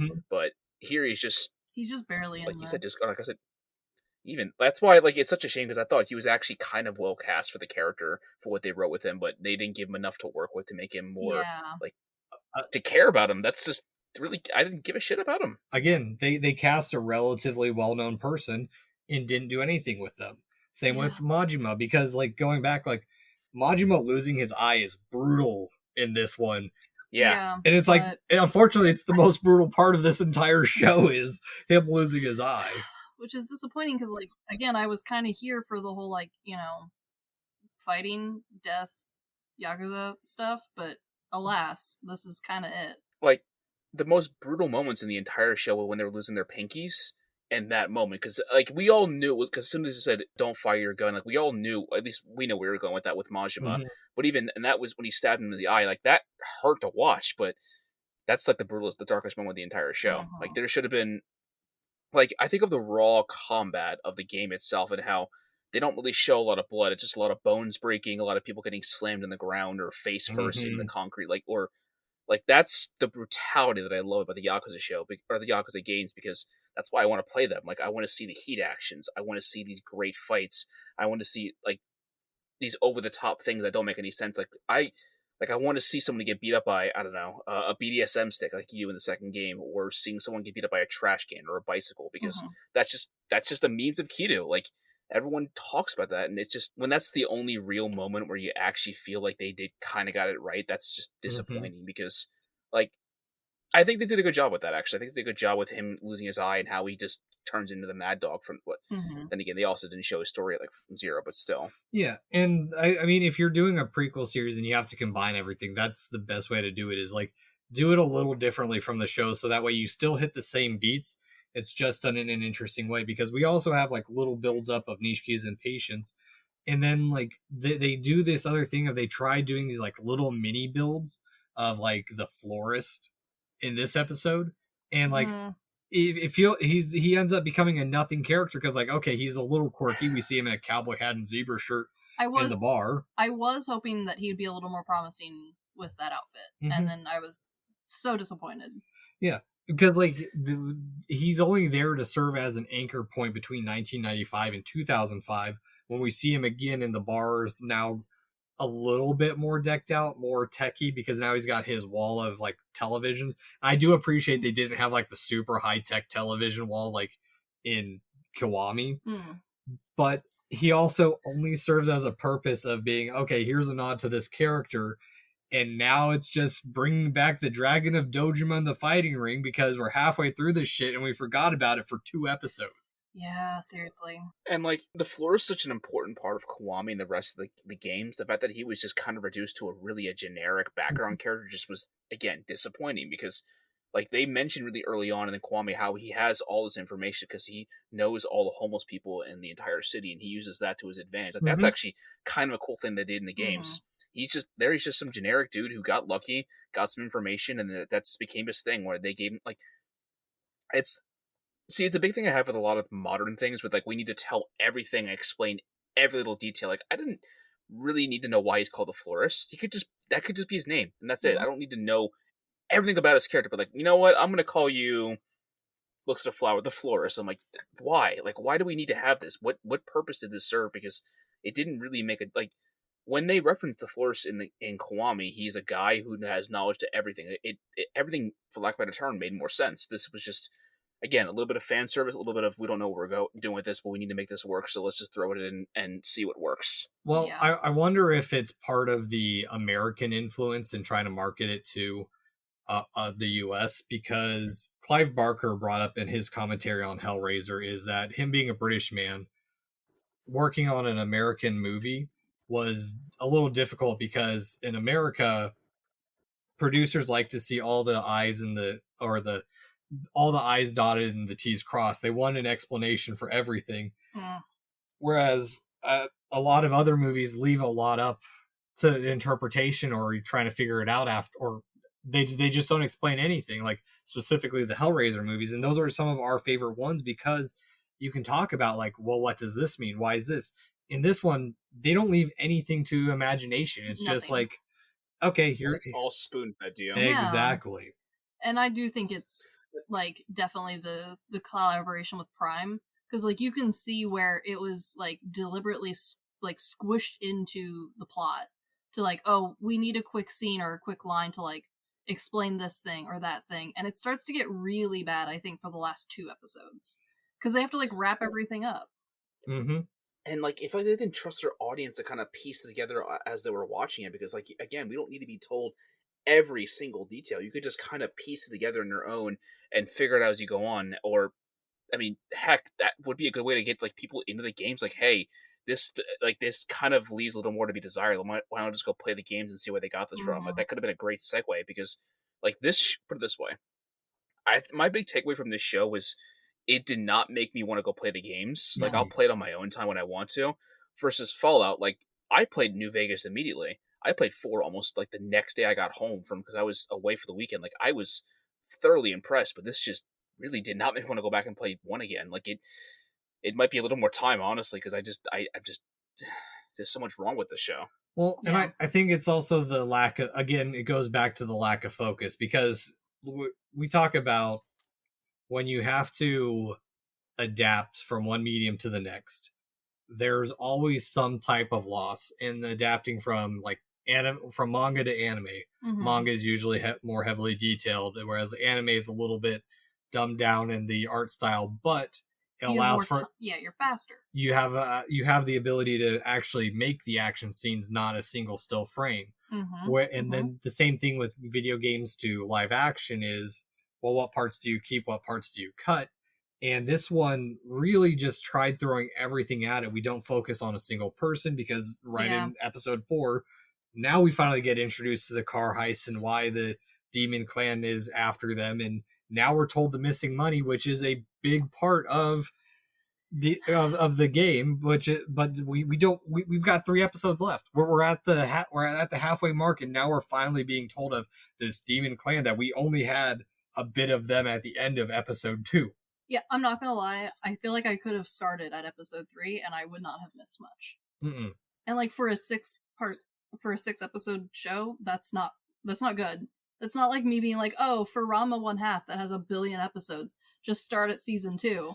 Like, that's not the same. Yeah, it's bad when your main character Kiryu feels like he's just along for the ride. It's the same complaints I had with Whitaker and Doctor Who.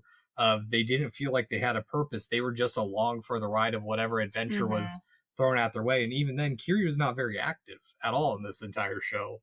Well, and like, not really. There's so many better ways to like explore a character fully outside of what the original plot point was.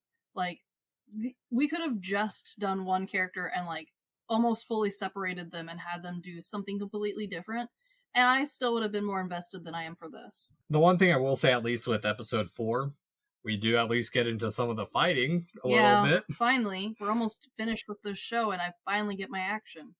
And even then, like, it took this long to get to some really decent fighting. Like, we had episode 1 had a decent fight at the end, which, okay, like, I see where this is going. Let's keep up more of this. And then, really, it's here where they start getting more, like, fighting-centered. And that's just, again, that's not why anyone, like, that's my thinking about when I was playing Yakuza the first time was I wanted to play a game that's open world and has a lot of fighting.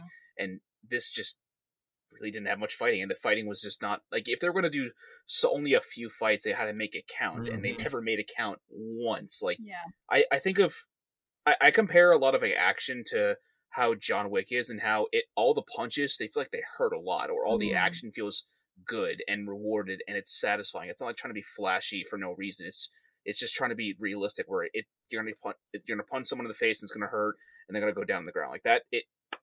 None of it seems out of place at any point. This just felt, again, very disappointing for what they did, considering, like, none of the fights even just felt like they were that lasting, I guess is the best way to put it. None of it felt like it hurt. None of it felt like it had any real meaning behind it. Like, not to jump ahead, but like when you get to the final fight between Kiryu and Nishiki in the game, it feels like it really means something while they're really fighting for their morals, versus like the way they do at the end. It's just kind of generic and not just fighting randomly. So yeah. Well, and I think part of the issue too is now that we're finally back to the ring, we get explained why the the legend of the Dragon of Dojima, all because he wiped out the Sagawa clan. And it's just like, it's just a really piss poor way to like explain the importance of this tattoo, or like the dragon never the only way you'll become the Dragon of Dojima is when we complete the eyes. It just like, you could have explained this early on, and like this would have been a perfect episode 1 plot point to have in there, because then you would have hooked all of those of us who aren't video game lovers, because this is a pretty like big trope that a lot of us watch specific movies about this trope. Or at least at least if we had so episode 1 we had that focus on the tattoo. Yeah. Do this in episode 1. Do this in episode 2, so that way there's that symbolism behind the unfinished eyes. It's like, we've been focusing on this tattoo for 1 episode. Yeah. Okay, it's eyeless, so there's something important that's going to happen with Kiryu of why his tattoo's not finished. Yeah. We're halfway through. We're over halfway through. Yeah, we're nearly done. And now we're told why his tattoo's important. Of like why it's unfinished is why it somewhat has some mystery behind why it's unfinished. Yeah. We also could have maybe leaned a little bit more into the unfinished look, because I'm not going to lie, after the first pass in the first episode, I was like, I don't see what's wrong with it. Looks good to me. And I'm gonna be honest, like, I didn't really like why they gave him, or why the Dragon of Dojima had like a real reason behind it, because they don't really explain it in the games. And again, it felt like one of those things we need to tell our audience every little thing on why it's important, why it matters, and like that's just kind of a title he has in Zero, and everyone wants it because clearly, if you're the top dragon, you're the toughest fighter in the like in all the Yakuza out of all the Yakuza clan or families. But like this again, like you never really need to know why. I didn't care to know why at any point. It was just a title that he had. Like it made sense. Okay, he's part of the Dojima family and he's a dragon because the dragons are the toughest things in in Japanese mythology. But why do we need to know this? Why do we have to emphasize this so much to the point where I really didn't care. Like I was just so checked out. Yeah, so I think the tattoos lose their importance in this show because, especially like if you look at the poetics between him and Nishiki with their tattoos, Kiryu's got the dragon, Nishiki's got the koi. Yeah. Dragon super powerful. Like going back to Pokemon and also the lore of like the carp that climbed the waterfall turns into a dragon.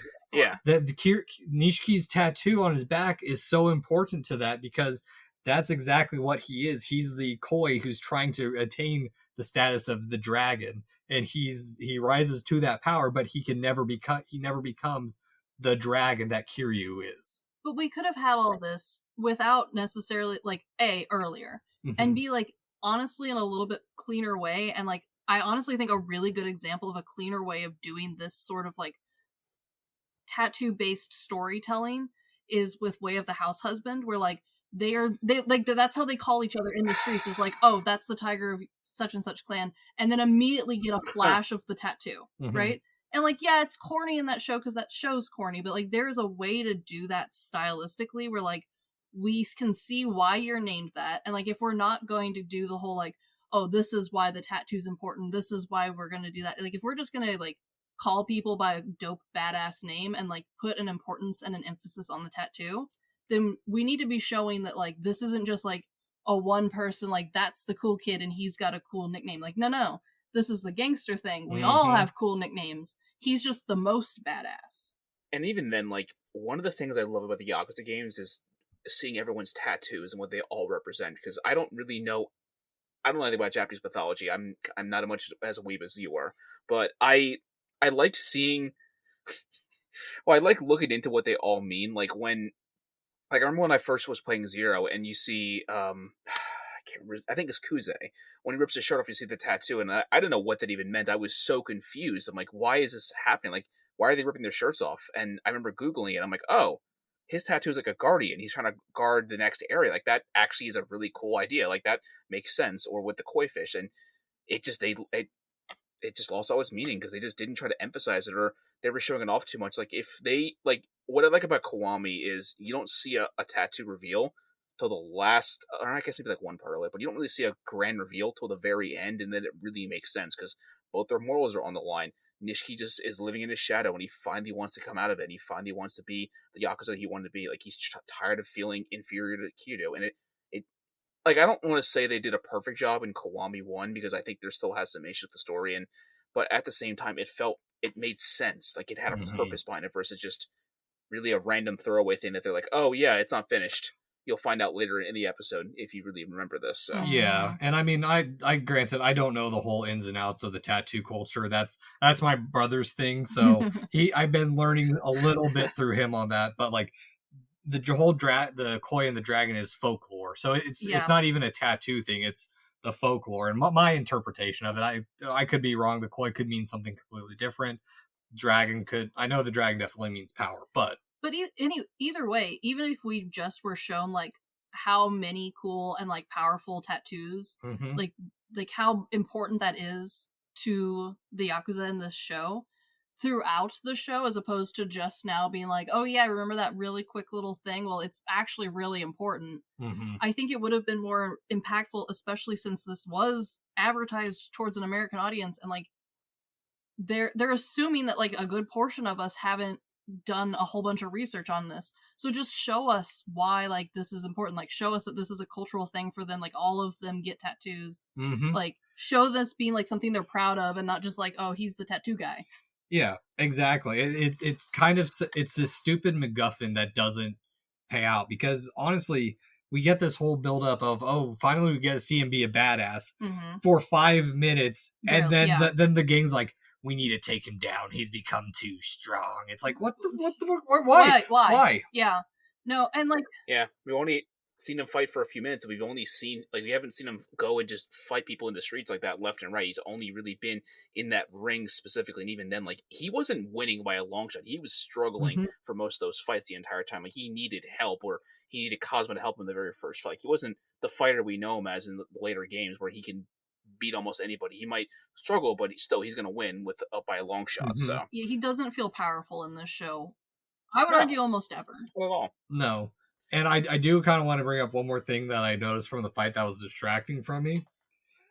The one black dude in it who fights just like Eduardo from Tekken. Okay, I'm glad that you spotted that too, because I was kind of being like, okay, well maybe this is part of the video game thing that I just didn't get to, and then I was like, I feel like someone would have said something by now. Well, I mean, in the video game, in the underground fighting, you fight people of different fighting styles. Oh, right, yeah. But Sure, but like, why didn't we play into that more? Because like they almost mentioned that in the first episode where he's like, "Oh, that guy's a boxer, but you don't have to fight like a boxer." And I was like waiting for that to be like a cool breakthrough moment, and instead he just knocks both of them out by headbutting them. I was like, okay, well, yeah, that was boring. Yeah, that was another wasted line, because it could have been like showing like his dynamic style with, because in the game he has like 4 different styles that he utilizes, and really it was just boxing with a couple kicks and knees every so often. It wasn't anything that like a big thing that they emphasize in the games is you have multiple styles for multiple reasons. You have your different play styles, and that really kind of shapes how you play as him. Versus here, it's just punch, kick, knee, and go from there. So yeah, And like there's so many cool ways to like really stylize a fight scene to get that point across. Where like, oh, this guy's a master in X, Y, and Z, and you can even do it by like not even really showing it well. Like, I know it's a long shot, but it's I think a good example. When Princess Bride is doing the sword fighting thing, I am not sword fight expert. I do not know what the different styles look like.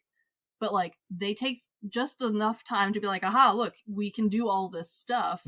Now you think they're really impressive because it's early in the movie, and now you know that this is an option. The show doesn't do that. They just like briefly are like, oh yeah, some guys can box and our guy headbutts people, and you know, that's pretty cool. And I'm like, all right, is that his signature move? Because I don't remember that from the game, but like maybe. Yeah, and also they did on one of the boards, he fights the Mad Dog, which it's just another one of those shitty like throwaway of references of like it's not even tied to Goro Majima, which is supposed to be important why he's the Mad Dog. But in this, it's just like, okay, this guy is just a strong fighter. And we couldn't get a clip of him like briefly fighting it and like cut to another fight or anything. Like, no, there's no build up here. Like, I am not convinced that this man can fight anyone better than like my elderly grandmother.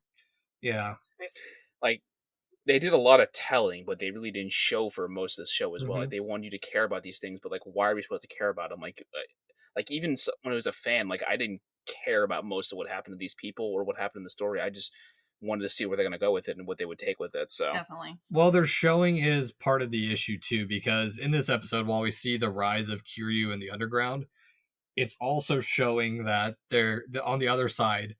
They're going back to their old ways. Miho's sick and they're stashing money again because the world's problems are getting real. And they try bringing back in these fatherly themes, but it's just another juxtaposition that doesn't do anything or go anywhere for the rest of the movie. And honestly, half the time I forget that these other people are here. Yeah.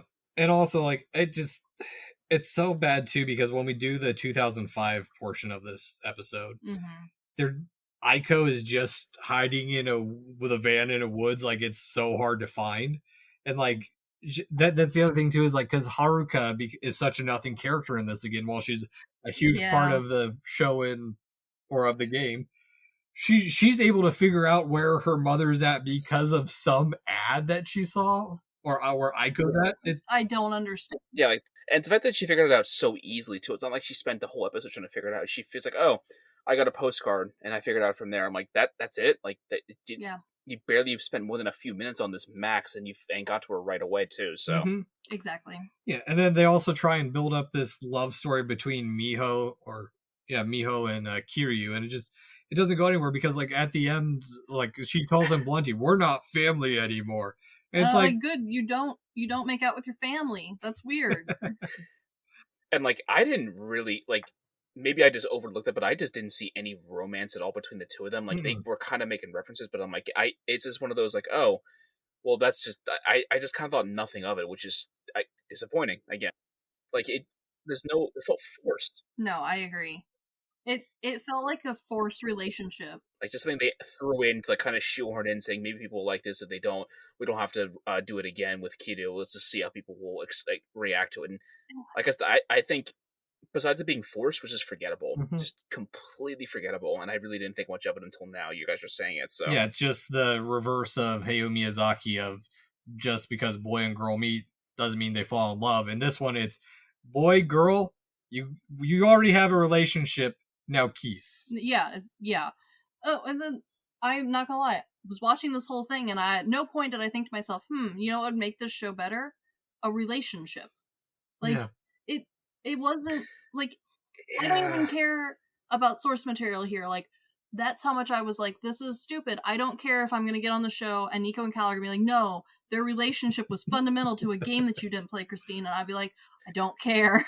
And even then, like I can't think of one real specific moment throughout the entire series where like romantic relationships matter, because none of them really have partners. Like they tried doing something in the 8th game and it just felt so out of place. And like I don't ever play Yakuza for the romance. Like don't get me wrong, I enjoy good romance. I enjoy my romance movies, but it just doesn't fit with this kind of genre of storytelling. And even It then, really doesn't. I don't see Kido as a romantic man. I just don't see him as a guy who cares about relationships. He cares about himself and his family. That's really about it. Like if he meets somebody, great, but like it just okay, there's one moment in 5 they reference it, but still, it's just so out of place. So it can work. That's one of the big things with a lot of these Yakuza movies outside of the Yakuza game franchise and outside of its live action adaptations. There's a lot of movies where it follows a lot of the Zatoichi kind of styling where he meets girl, loves her, but he can't be with her, so moves on. But that's the thing, that this doesn't have that traveling nature that the Zatoichi, which they are in the first episode, he's watching a Zatoichi movie on his TV after the heist. That is a nice touch. But the reason I think they have a heavier emphasis on the female characters on this one is because it is a modern show, and you got to have a larger casting of it. I know we don't agree with that. Just tell us a good story. But part of it is because, in the games, the female characters are pretty much nothing characters. And let's be honest, Cal, the first, at least from what I've seen, the first couple games are big sausage fests. Oh, without a doubt. They only really had one character, that one woman character that was actually kind of essential, and that was in the second game. Of course, they just, the way they treat her afterwards is just kind of, it just doesn't surprise. Like it basically, it emphasizes your point.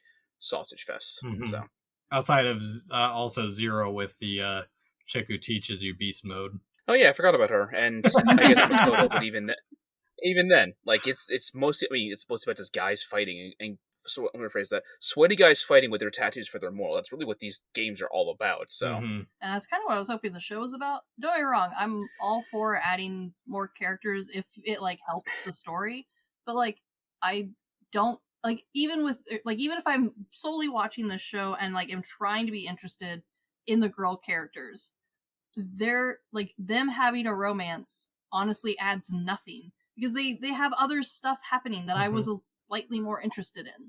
Yeah, because remember the florist? Yeah, I guess. Yeah. Oh yeah. Yeah, he gets taken out in this episode because it's just by the demon clan. It's just like it honestly would have been so much more satisfying if he died at the end of the actual like show. Yeah, I messaged you this, Cal. I wrote down in my notes. I was like, where the fuck is this show going? Because that's the thing, is like the florist was there to get Kiryu back into the ring, but we only ever see him fight in the past. Like there's nothing of him in the future. He had to sign a contract to do that. Yeah. Well, no, he goes to the florist to get back into the ring in 2005. And it never goes anywhere from there. Oh, I know. Like it's just like, I don't know. I think between that and then the next episode, because the next episode's name is Despair and Hope. It was very accurate. It's nothing. They are both too quick to throw away characters and also not fast enough to kill characters. No. And it's a very like upsetting balance because like I'm not gonna lie. A lot of these background characters, if we're not going to stick to the original story plot, would be now's a prime time to kill somebody. This would have been more interesting. Yeah, because like even in the start of episode 5, they bring up the Chinese gangs killed off, and it's just like, cool. Whatever the rest of this show. Yeah. They sound interesting. And they were actually an important part of the game. Like, you Mhm. go against them in the first game. Like, that's a major section where you have to go against them for a good while. So I'm pretty sure they kidnap Haruka. And, like, there's like a whole long fight sequence where you have to go in and fight the entire Chinese gang to fight the leader and take her back. Like, that's a really important section to just, there's the Chinese gang. You're dead. They exist. Cool. Yeah, Moving and on. the same thing Yeah. with Haruka is in this episode, she's just like a little schoolgirl out on her, like the kindergarten shows of Mhm. out on their first errand, but she's on a trip to find Aiko, and it doesn't really do anything because like even the drama within the clan doesn't really do anything because we Yeah. have no real, even with the buildup of Nishiki working with the demon clan, there's nothing to it. It's just like, okay, we think Nishiki's working with the demon clan, we should take him out. He's the one who lost all the money, we should just get him out of the gang. It's just like, But why? yeah, Like, why do I care about that? Like, why is that now the main focus of the story? Yeah. Plus, like, I wouldn't even lie. Like, I've really forgot about Haruka, honestly, for the most of the show until the very end where she gets kidnapped. And that becomes, like, a major part. Like, oh, right, she exists because they basically wrote her character into, I believe, Yumi instead the entire time. I mean, I get it with child actors, but still, I just didn't care. In the game, you feel like Haruka is your basically adopted daughter at a point. Like, it doesn't start off that way in 1, but as you build up over time, like, you start slowly caring more about her. Like, you actually, like, she becomes your daughter, and this is just, she's there in the background. She's just, doing her thing, eating her food. Just, let her do her thing. So yeah, because she feels more like a pet than a child. Yeah, because that's a good way to put it. In the first game, like she feels like she's going to be a side quest that doesn't matter, but then she just continues with the rest of the movie or the rest of the game, and so like she becomes integral. Whereas this one, she's just a point to like, because that's spoiling the end of the episode. Nishiki kidnaps her, and it's just like, why are we doing any of this? Like it's like, just that doesn't feel like a good motivation for anyone else in this movie. It only feels like a way to get Aiko and the money back to the clans. Like it doesn't really do anything. It's just this happens, so this happens. And like even with Aiko's character like being all upset that her daughter gets kidnapped, like it just felt so again random. She never cared once about Haruka the entire time. Like I get it. I mean, I'm not a parent, so I don't know what that's like, but at the same time, like, there wasn't a single moment she cared about the entire time, and as soon as she's kidnapped, she's like, oh, I have to care now all of a sudden. Like, it, again, just so random and so out of character for someone who, for the entire show, she was all about getting the money, having her own life, and not want to be poor. That's her entire character arc, and then she decides to care about her daughter because she forgets she has a daughter. Seriously. It's also the lack of care is throughout the rest of the episode too, because this is the episode where Miho dies, and like the whole sickness and them needing money.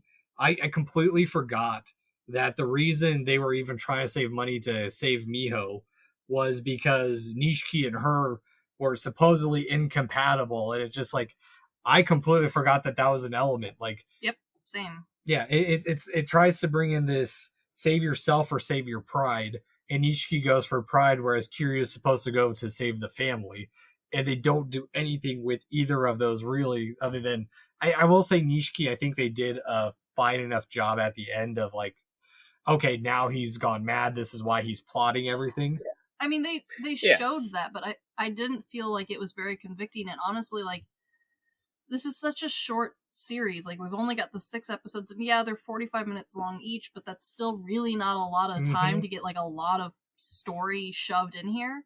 And the way that all of these points were broken up, you forgot so much between episodes that like it didn't even feel like this was really happening. You just kind of like stuff would be brought up like, oh yeah, I forgot she was dying. My bad. I know we just talked about it in the last episode, but like I still literally just forgot.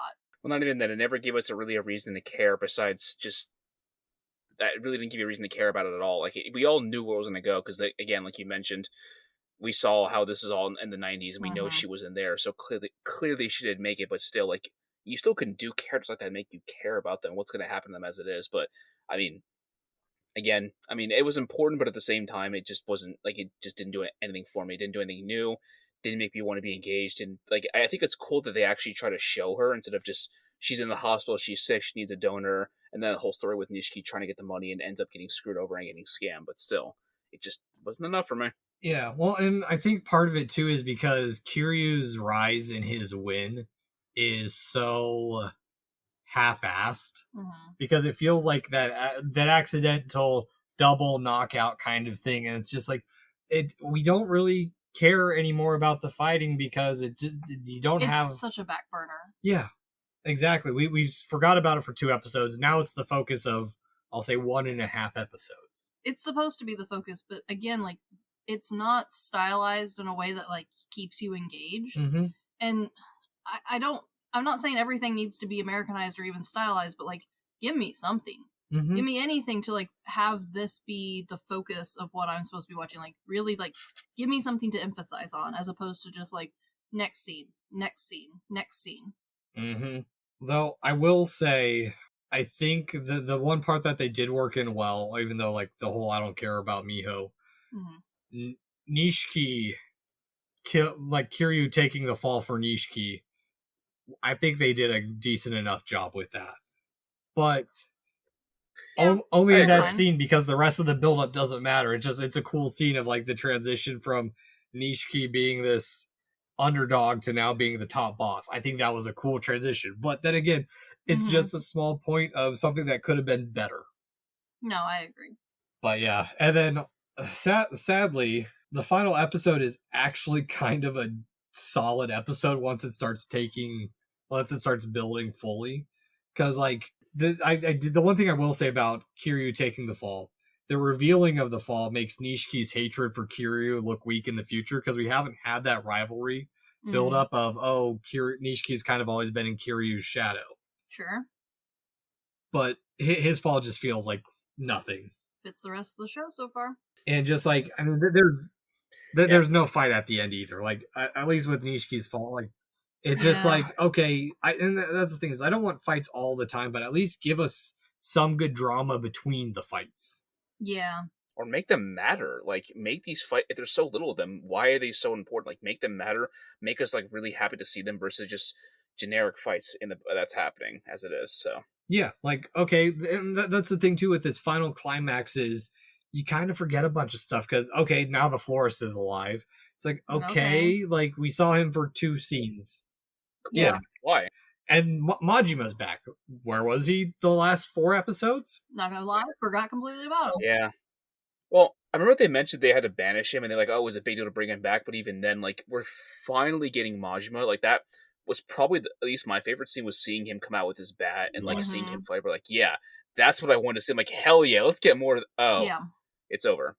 Okay, that was so like, I'm glad that we got it, because at least like it did show like that a guy who played him did a pretty decent job with the little material he got. And if they, I don't even know if I want to watch a season 2 at this, but if they do a season 2, I hope they just double down on him with his character, because we really didn't see much of him. Like, we saw him get stabbed in the eye in episode 3, and then we see him again at the finale. That's it. Like, we didn't see what he's doing in the background. We didn't, like, after Zero takes place, they mentioned he goes and works in, I think, in a club for a good while, and that's when you end up meeting him for the first time. And that's, I like seeing his story, how he was trying to get back in and how he had to fight to get back in versus like, no, we need somebody. Okay, he's not on speed up. Let's call it the Mad Dog. That should be fine. Like, it just felt so, just not rewarding. And just, again, like, fan service just to get people to watch the show. Because I think they showed that shot of him in like a lot of the trailers of him getting handcuffed and seeing his eye patch, because I knew exactly that. We all knew exactly what that was immediately. Yeah, see that. And when he's being loaded up, he's like, "This was fun, Kiryu. Let's do it again." It's like, where was this energy literally anywhere else? You guys have barely interacted. Yeah, they had one fight together, and like that's not enough to get it like any kind of relationship with the two of them. Like, it was, again, fan service just because people like would care, but like I was like so underwhelmed by it. I'm like, oh, yeah, okay, seriously though. Good, cool, I guess. I don't know. Yeah, and then on top of that, like, well, here's the thing. I think this part is the best we've seen Majima in the entire show. He felt so perfect, had the right look, had the right energy. It's like, this should have been the energy we had from earlier on. And then on top of that, like, Nishiki now being satanic just to make him more evil is just such fucking lazy writing. Because I was curious, because I'm all for a good satanic panic aspect to a movie or show. Sure. Japan doesn't have they never had the satanic panic. No, So, it was a very uniquely American phenomenon. I think European too. A bit, yeah. Yeah. Though I do think we helped fuel that nonsense. And it's just like all this build up because Nishiki dies and whatnot, because who cares about spoiling the show? Yeah. But they only use the last 14 minutes of this movie to try and build up the drama from the past to the present, and drops that, oh, by the way, the reason we're all orphans is the Dragon of Dojima killed all of our families. And it's like, you revealed this 14 minutes left. Yeah. And everyone pieces out from the battle like nothing happened because Aiko brings the money back and whatnot. Yeah, pretty much. But it's all, and they bring this up as the reason, oh yeah, by the way, the reason we're friends is we promised we'd all stay the best of friends to the end. And it's like, fuck off. Yeah, the real joy was the friends we made along the way. Oh god. Yeah, that kind of sums up the whole thing, the fact that they were supposed to be friends or everything, and at least in the game, and I hate that we keep referencing it, but at least in the game, it really, during that entire fight, you got flashbacks to that, it had an emotional impact, after playing Zero and playing Kiwami, I actually, I kind of felt a little bad for Nishiki, because he always wanted to be as good as Kida, he always felt like he was inferior to him, he always felt like nobody took him seriously, and then when Kida went to prison, they would often tell him, yeah, you're nothing like Kida, you're never going to be like him. That always fucked with him. But, at this time, he just wanted to be, he just got mad at Dojima, shot him, and then he just wanted to take over. There's no, real motivation for, yeah, his sister died, and that kind of made him snap a little bit, but, he doesn't feel like he really was in Kiryu's shadow the whole time. It just never, and that's such a great element of the first game that I love, because when you see the big reveal of their tattoos, you see that he's pretty much on Kiryu's level by that point. He's Kiryu was struggling a little bit, and in the lore, in the Reddit lore, or in the wikis, they always say he was on par with him, which I can kind of see and I kind of can't, but it didn't really feel like it. He needed to use knives to fight him. Again, underwhelming, disappointing, could have been better, and what they did was just not great. So yeah, well, and I also think part of it too is Nishiki's desire to take out the organization and cause disruption from the inside does nothing for it at all, because it's we don't have that emotional build up until the last episode, or the second to last episode. True. And this last episode just feels like, okay, we have to have a climax. Now let's shove as much shit as we can into the end of it, so that way we have a sequel. Because Cal, how pissed off were you when the what I can't even remember exactly what happens, why his shirt tears, and they're like, it's so stupid. It's the Dragon of Dojima. Oh my god. Oh, I was, well, and in fact that's the last shot of the shears. I'm I hated it. I'll just be honest, I watched this only about 5 hours ago because I was finishing this at work, and I just disappointed.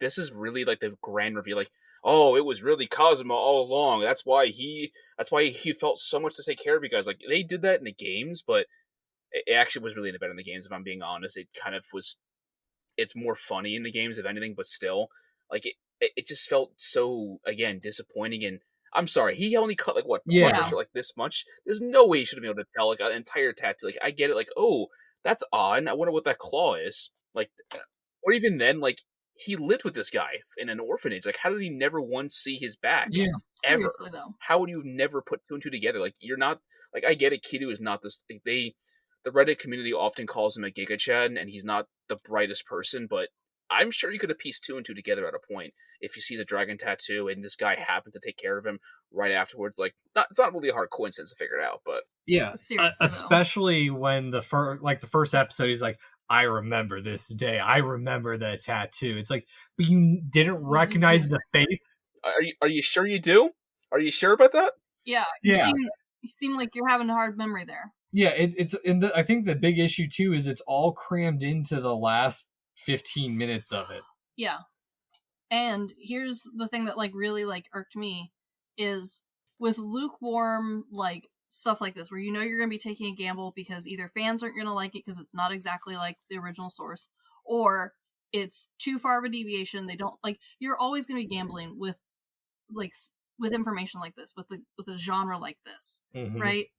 And then to bank so hard on being like, look at all this cool stuff. Aren't you excited for a season 2 that hasn't been announced and is on Prime? Yeah, there's no season 2 happening. We all know it. They might tease it to us, but let's be real. Like, Prime's not going to invest money in this. It didn't do well enough. No. Well, the fact that they greenlit a sequel immediately or a second season for Fallout, not even like a month or so after it came out, like they were so confident with that after it came out versus this. I've heard nothing about it since they did it. There's not a single thing they've mentioned. I can't say anything specifically that like I've heard reports from Amazon. Like they kind of just throw it out there and like, okay, if people like it, great. If not, we'll just scrap it and move on. Like, and there was just so much potential here that they could have done with this for it to be just a letdown. Well, Cal, as a Yakuza fan, what do you think they could have done better, other than the stuff we've already bitched about, like making the timeline more interesting or focusing on one character or two? Honestly, I think they should have went in chronological order, and they should have told it from zero first, because at least then you would actually care. Like, I think they should have scrapped the idea of like raising them in the '90s and going for. They should have focused, like, with just showing Kiryu already trying to be a Yakuza and going from there. And then maybe, just maybe, if they followed most of Zero's storyline, they actually did something different and they went in their own direction. Where, because if you notice from 0 to 1, it goes from like 1988 to I think like 2005. Let's just say 2005. There's a whole window of opportunity where we don't really see Kiryu as a Yakuza. Tell that story. Like, something I thought of after I was watching was why the whole most of the series is about Kiryu trying to actively stop Yakuza wars or clans fighting. Like, he's a civilian, and we don't really see why he's a civilian. I'd like to see them explore that instead of just telling another story and on it, or just follow the source material better. Just follow the source material better. It's not hard. Like, I get it. You wanted to pander to many audiences, and like you, especially the American ones, are going to watch the hell to this immediately. But I don't know. If I saw this, I kind of would have never wanted to watch or play the games. Like, it just didn't do me any favors. Like, it's cool. We had like Majima at the very end, but like that wouldn't have been enough for me to be like, oh, I need to know more about that guy, why he's such a madman.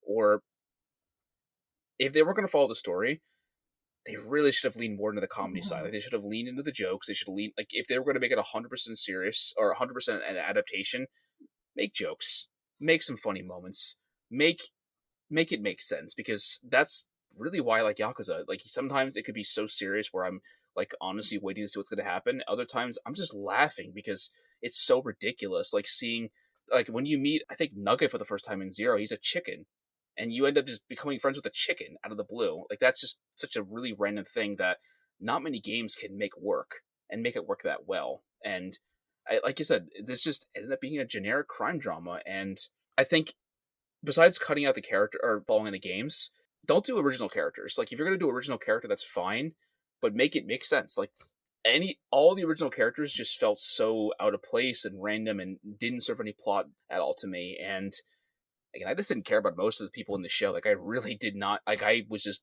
trying to get through this show just so we can review together. Yeah. So Yeah, well, and I think there's still a stigma against video game movies or video games in general of trying to lean into the goofy side, because let's be honest, when we saw the Sonic movie was coming out, we were like, oh, this is going to be dog shit. And then Chris and I saw it years ago, and it's like, okay, this is actually relatively decent. Yeah, you didn't lean into the silliness of the video game, yeah, but you at least made it feel epic. And yeah, you leaned into like the child side jokes, but that fits for Sonic.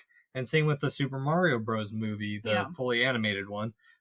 They did a really good job of like making its own storyline and making it kind of interesting compared to the games, because let's be honest, those games don't have a whole lot of story to them, whereas like this one, you have so much to work with. And I think maybe that's their fear, is like they have such a large amount of source material to put in that they're like, oh, they didn't put in Mr. Pervert, I'm not gonna watch this, show's awful.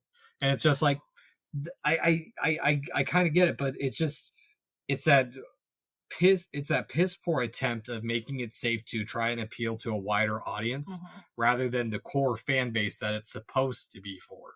I think this one suffers really badly, and I know you and I have talked about this before, but we have a like strong belief that you can tell when people who work on a movie or a TV show are passionate and excited to be there.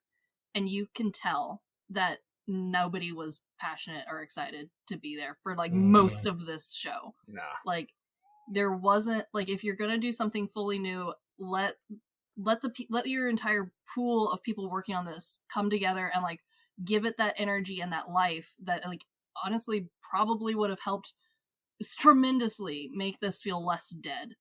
It's not that there was bad acting necessarily. It's not that there's like just straight up bad writing, which I mean there was, but like there was most of the show is straight up bad writing. It was, but like, well, and they didn't do it any favors in the scenes they tried to like make it work. And like they gave them like nothing to work with. Like, okay, make some magic and action. Like that's just all they did. And so like it just didn't like the good moments were not great. Like they could have been so much better. They were just there's whole fan bases around TV shows and movies that like truly like the premise is dog shit, but everyone was so stoked to be there. They put so much effort into it or like so much energy into it that you can tell, and thus it's fun at least.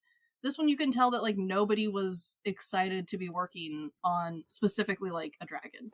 Yeah, I think there's a big difference, and I'm gonna bring up Mike again. Sure, no, I think it's a good example. Not just his movie, but some of his other fun Yakuza movies, like Full Metal Yakuza. Yes, that one's goofy and fun and over the top. I mean, we've seen goofy Yakuza movies. There's Yakuza Apocalypse that has a frog in a costume as the strongest character beat the shit out of people with a baseball bat. Correct, yeah, and it's great.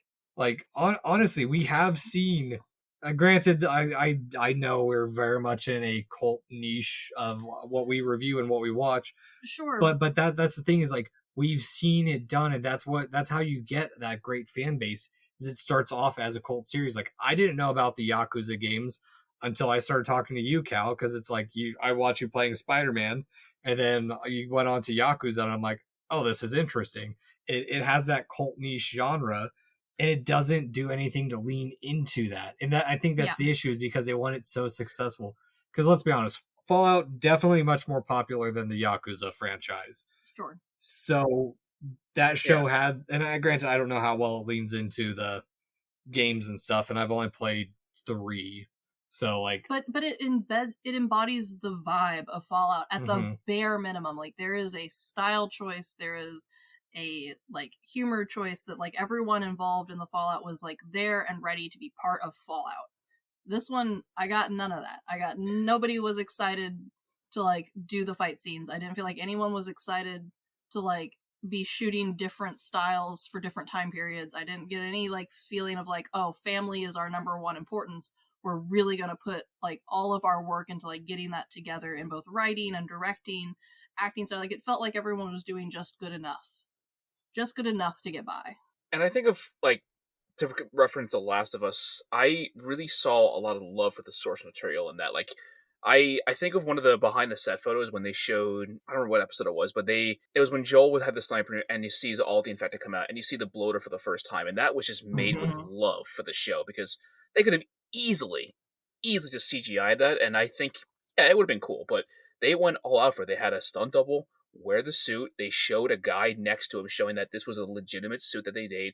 I saw the behind the scenes footage when they were showing, like, they went for some fan service moments. Like when they were showing, like, one of the guys died, it shows the same way animation you get when you die, but at the same time, that love was just there the entire time. Like, they chose actors who were the voice actors for the game. Like, clearly they're going to do a good job. Sure, there were other characters, but still, they wanted to be involved with it. All the actors brought their A game. Like, I don't like to look at the interviews too much about when I for promotions for a show, but I happen to see some of the for Yakuza, and none of them seemed like they cared. Like, it was just another job for them. Like, yeah, this is going to be the show that makes them like change their lives, but at the same time, like, there was passion behind it with like Pedro Pascal and Bella Ramsey. Like, they were actively excited. They all played the games. Like, they all knew what to expect. They knew what they were walking into. And these just feel like people who just played it because they went into this because it was a paycheck for them. They wanted to get a role, and that's about it. Like, there's no love for it. Like, I didn't like when Fallout came out. All the fans for Fallout were talking about like what they did right about it, things that they noticed, little details, like the little lore that we didn't notice because I just wasn't a fan. Or some people went ahead and gave stats to all the characters. Like, there was clearly a fan of the game who wrote this show versus this is just, again, a generic crime drama who just somebody thought they could do a better job than what Sega did, and I really disagree. You didn't capture, like, if anything, and I can't really say for an example, this is 100% how it is, but it felt like more they wanted to try to copy the OG game where it was very serious. It was because it was a very different time frame. It came out of the PS2. They didn't really know where the series was going to go, but they had a kind of idea. And I feel like they leaned more into that than versus Kiwami, where Kiwami had jokes. Like when you meet Majima, he's very serious and he just starts making jokes to you. Or you see, like when you have the Majima Everywhere section, you'll see him in a trash can or a sewer on top of a roof, or he's serving. Like it was just funny, and you didn't know what to expect. This was just predictable, and like I said, I didn't care about any of the characters. I didn't want to see them grow. I didn't really want to see their evolution. I just wanted this to be over with because, like, maybe it's going to get better. Maybe it'll get better the next episode. Maybe it'll finally like have the aha moment, but it just never had it. Yeah, it has all those little inklings, and I think you bringing up, it felt like they were just there for a paycheck. I think there's something. I think Mike wrote about it in one of his like blog posts, or it was an interview, and he was talking about what it is to be a director, and he's one of those people who only considers himself a director in the moment when he's directing. Outside of that, he's Mike, he's doing something else. Yeah. And maybe it's that mentality of, oh, I'm an actor, I'm doing this role. And I'm not saying they need to be a method actor, No, but they didn't embody their characters only in like small moments. Like I said, episode 3, they did Kiryu with the stick up his ass. Great. Yeah, loved it. He became very stoic after that. I think he did start hitting his stride there, but we didn't have enough moments to build him as a character. Same with Majima. We didn't have anything with Majima until the very end, or like even the first fight we see him in. It's fun, but it's not there. It's not that epic fight that we're expecting. It's just kind of, it's happening because he's in their way. And don't get me wrong, there's lots of TV shows where I'm all for you as an actor or a director or a writer just getting your paycheck and like making content because people like to watch content. Like that's fine, but why choose a adaptation where you're this is going to be a hard thing to hit, this you're aiming at a very specific fan base? Why not just make a standard gangster Yakuza style thing? Why go to all this extra effort if this isn't going to be like something that you're wanting to try, especially when, like, granted they backed off a lot, but like they were advertising this pretty hard as like a, hey, we noticed that the games are now really popular, check this sucker out. And then they backed off when I think they realized after like episode like 4 started coming out, they're like, maybe advertise it a little less.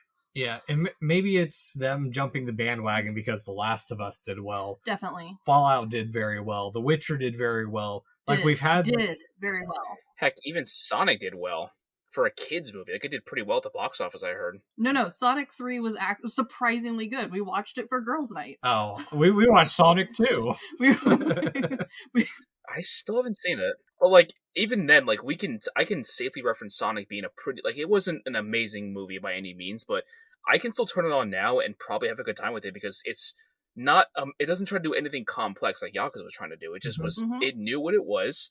It made the use of it. Like it utilized its actors well. I think I actually really admire that they decided to actively use less of the humans. Like they actually showed how the characters got less screen time because you don't go into a Sonic movie looking for the guy. You care about Sonic and Robotnik and Shadow and Knuckles. So and I think honestly Sonic is a good example of like, I know the old games don't feel like there's a bunch of like lore and stuff, but like there really was. By the time the new movies came out, like we've got this all established. We've done Sonic every which way left and right. They took the time to do Sonic 1. It's just Sonic. Sonic 2, we're introducing Tails. We're getting a little bit more into why there's this rivalry, why there's these friends. Sonic 3, we're introducing pretty much everybody else. Like it's really filling out the rest of the cast, and like, but we've had time. We've had time to enjoy everyone else. This one felt like we're just going to throw everyone that you kind of know at it and hope that maybe some of them stick. Exactly. I mean, that's a really good point. And I don't know. Maybe it's just a translation barrier because there's a lot of live action adaptations that we don't get over here. That's true. Because like I towards the end of last year, I watched the Fatal Frame live action adaptation. And it's Fatal Frame in name alone. It's a story about lesbians instead of a girl that's obsessed with her brother. But honestly, I would rather be like have something super out of left field that almost feels like a crazy fan fiction that I stumbled upon at 2 a.m. Yeah. when I don't have my tags set correctly. I'd rather have that, because then at least I feel like someone somewhere along the way thought through and was like, what if these characters did X, Y, and Z instead? Well, because that's the thing, the Fatal Frame live action, despite me being very confused at the beginning of where it was going, because the camera's barely in the movie. Oh, good. I'm just, yeah, no, exactly. That's why I say it's Fatal Frame in name alone and just about lesbians. Well, but that's the thing, is like, it makes it interesting, of like the ghost story behind all of it. It has some interest to it and some intrigue. It just falls apart because it took a name and marketed itself as something it wasn't. Yeah. It wasn't the right vehicle. Same way, like, I do think the live action Ghost in the Shell has some interesting stuff. It just shouldn't have been called Ghost in the Shell. Yeah, Ghost in the Shell wasn't the right vehicle for it. No, I agree. We should have named it something different. Yeah, I think that just all goes back to why the Yakuza show, I think, failed. Well, Yeah. Can we all agree it failed? Yeah, it failed. I really, and like I said, I really wanted to like this show, and I really sat there like, I want this next episode's going to be it. It's going to finally do it for me. And like I said, I didn't finish this show Yeah. until this week. And like The Last of Us, I finished a week in advance just to have time to let it marinate. I watched Italian Spider-Man, sure, but I still watched that relatively fast and relatively. It was a struggle. And I was telling some of my friends, like, I really don't want to finish this show, but I committed to reviewing this with Nicho and Chris. But I kind of wish I didn't, because I'm just so let down by how this is, because it had so much potential. And I will still stand by the fact that I still think Miike's film is the best adaptation of Yakuza so far, because while, yes, it didn't get a lot right, it got a lot wrong, but it got a lot right at the same time. Like, yeah, they made Nishiki just a random dude in that, but at the same time, like, they focused heavily on Kiryu and Majima and Haruka, and that works. Sure. Yeah, they had made it over one night, but at the same time, you actually cared about Kiryu and Majima. Like, you laughed at Majima. Plus, like, he really was the best thing about that film, versus this time he's a cool character, but I would say he's my favorite character because he was also just barely in it. And I couldn't even say he's a good, well thought out character as it is. And it's because the Miike version is fun and entertaining. That's the thing, is like, you can look past it. It has fun with itself. Yeah. Yeah, exactly. If it's fun, I will excuse a lot if I'm having fun. Mm-hmm. Yeah, Fire and Ice. It's not a good movie, but it's a terrible movie, but I had a lot of fun. I had no fun watching this, and I say that as someone who loves a gangster TV show, and I'll watch a lot of bad gangster TV shows. This was painful. Like, I think of earlier in the year where The Penguin came out, and that was a very good crime drama, and I binged the hell out of it. And I'm actually sad that it only had like 6 or 8 episodes, but every week I was so excited to watch it. Every Sunday at like 10 o'clock, whatever I was doing, I immediately put it on and I would watch it. I would sit there the whole time because I wouldn't wait till Monday because I needed to know. This, I could have watched one episode, and like I said, I was content with just watching one episode. I'm like, no, this is not going to get any better. I can guarantee it now. If they're already going in this direction with it, it's just going to get worse. And I don't want to get my hopes up, but maybe it'll get better. Maybe I'm wrong. Maybe I'll eat my word and say, God, that was a great show. I loved it. But nope, just underwhelming, mid, and I think I want to go back and watch the Miike movie again, honestly, if I want to go back into more Yakuza. Yeah, I agree. So, Cal, good, bad, weird rating. What do you give Like a Dragon Yakuza? It pains me to say it, but it's bad. There's just not enough to make it so like it's even weird. It's just bad. Like, and I really hate. I can't even. Maybe if I could watch this ironically, maybe I'll get more of a kick out of it. But I don't know if I can. I don't know if I'll put it this way. I don't know if I'll ever watch a show ever again after we're done now. So, what about you guys? I'm gonna call it bad, but honestly, if mid was a category, that's where I'd put it. It's not bad enough to be entertaining or even like laughably bad. There's not enough to like be like, wow, did you see what they chose to do there? It's like, well, I watched it. Time to forget it immediately. Yeah, I think I'm gonna lean bad weird, because yes, it is like, it's not good. It's not entertaining, and the little moments that have the inklings of goodness to them, they're just kind of there. And that's where it gets weird for me, of putting in so much crap and trying to like sell us and hope we like it, so that way they can maybe do a more streamlined season, the second season. Yeah, but they don't even get the first season right. It's just weird that they went that route of doing the origin story and the sequel story. Now, if it ever gets a second season, we only have forward. There's nothing in the past to explore. We've done everything. They'll find something though. Oh yeah, that's a good point. So, no, I think they knew they weren't getting season 2, and that's why we managed to even get 6 episodes. Yeah. I mean, even the way they ended, like the way it ends in Kiwami, it sets up so much more with the money going everywhere, because the money was a really important aspect of the game. Sure, it was important, but it didn't have the major emphasis, and the way it ends sets up so many other games. They're gonna have to start making up things on the fly, or start making up things, and they're gonna write themselves in the corners. And again, if they do a season 2, and if we ever decide you want to review it, I will watch it, but it's gonna take a lot of time to get through it, and a lot of effort. Like Chris has mentioned, I think a big thing with me is I don't really care if a movie's bad, because there's still some entertainment in it. Like, I made this example to my parents because they were trying to figure this out.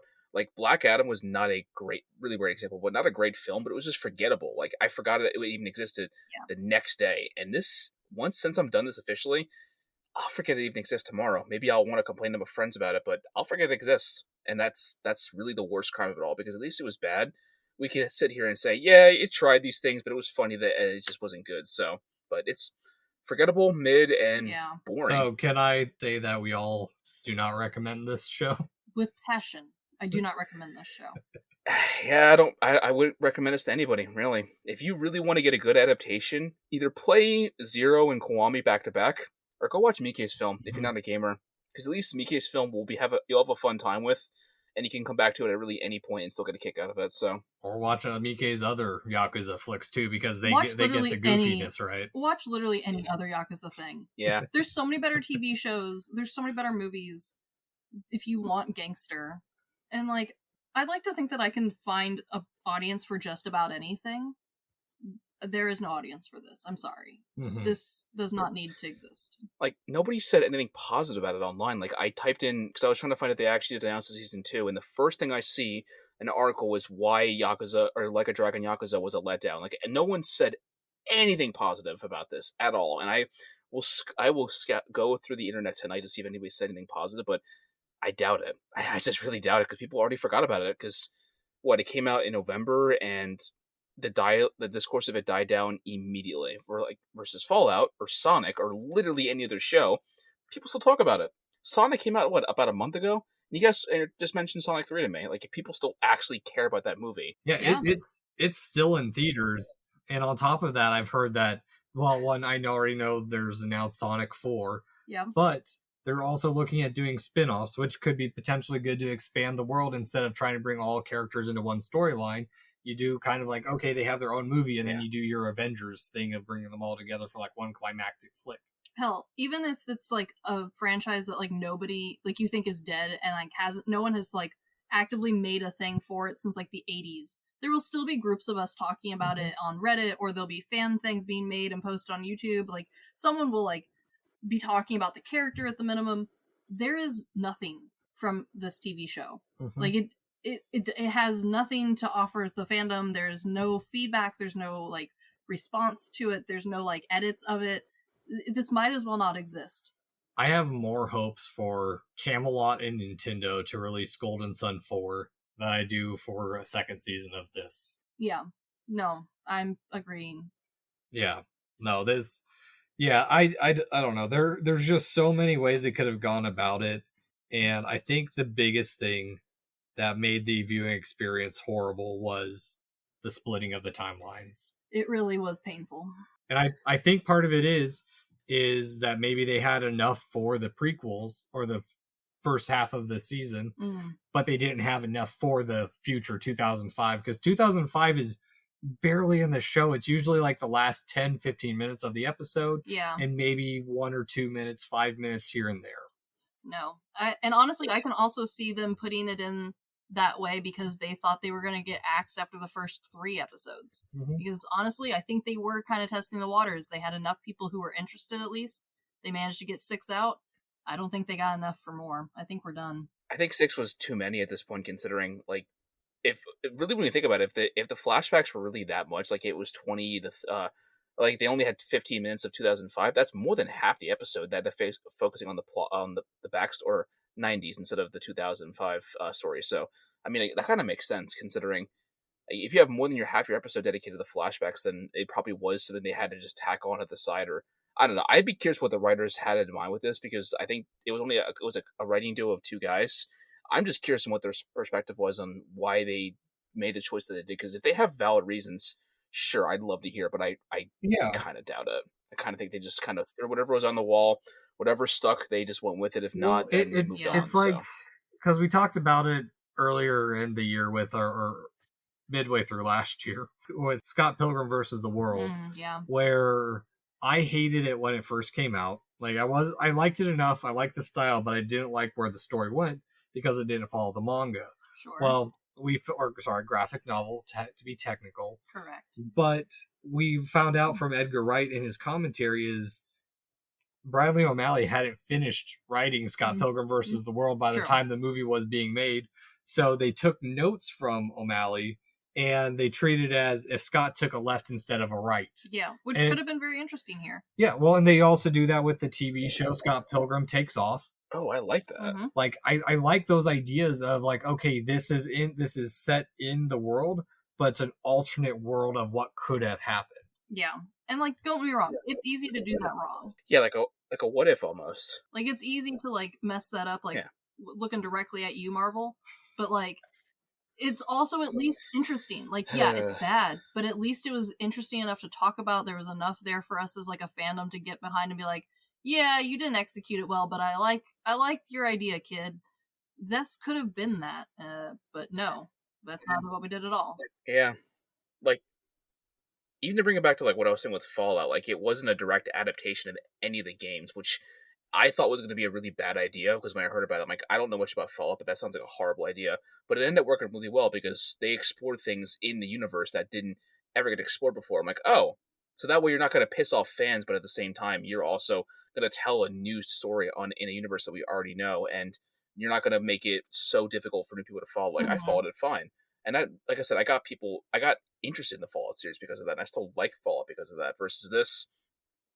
I think if they try to treat it like a what if, or like what if things were different, maybe it could have landed better. But no, they tried to make this a direct adaptation, and unfortunately, it almost entirely failed. If I'm being honest, it didn't have anything redeeming that I could say it was good enough to make this worth it. But no, it just wasted potential, and I guarantee in about 3 to 5 years, maybe even less, Prime will probably take it off their streaming service because they're not going to do a physical release and it'll be gone forever. I will counter the what if, because I think they did do that. They just did it piss poorly. Yeah.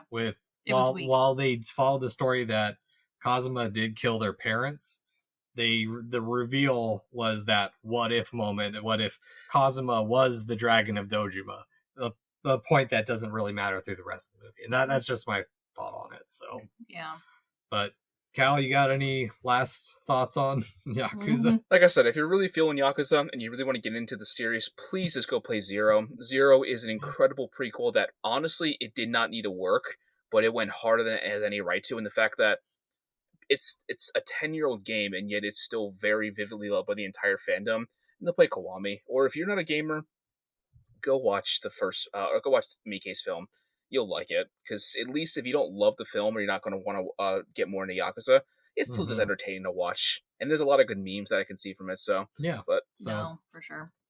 But Cal, I want to thank you for being on the show yet again. It's always a pleasure shooting the shit about even mostly bad things. But yeah, true. We'll have to pick something better next time. Yeah, I always have a good time, guys. I really do enjoy it, considering it makes me. It's a fun time to talk about these films on your podcast. And like I said, I actively enjoy listening to your episodes, so it's nice to be on a show that I actually really enjoy listening to, because I plan to listen to a lot of your episodes on the plane ride to the UK soon. So I'm looking forward to it. Well, good. We appreciate it. And Cal, plug your stuff, man. I love your streams.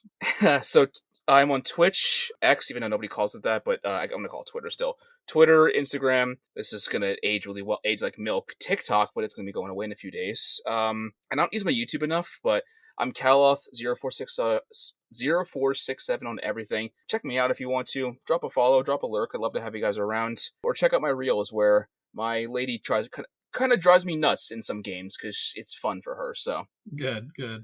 Well, again, thank you, man. I'm sorry we chose this one. We both agreed to this one, and it ended up being as Yeah, it's kind of our own fault, but poor as it is. Yeah. But yeah. Anywho, this has been the Good, the Bad, the Weird podcast. Thanks for listening. Peace.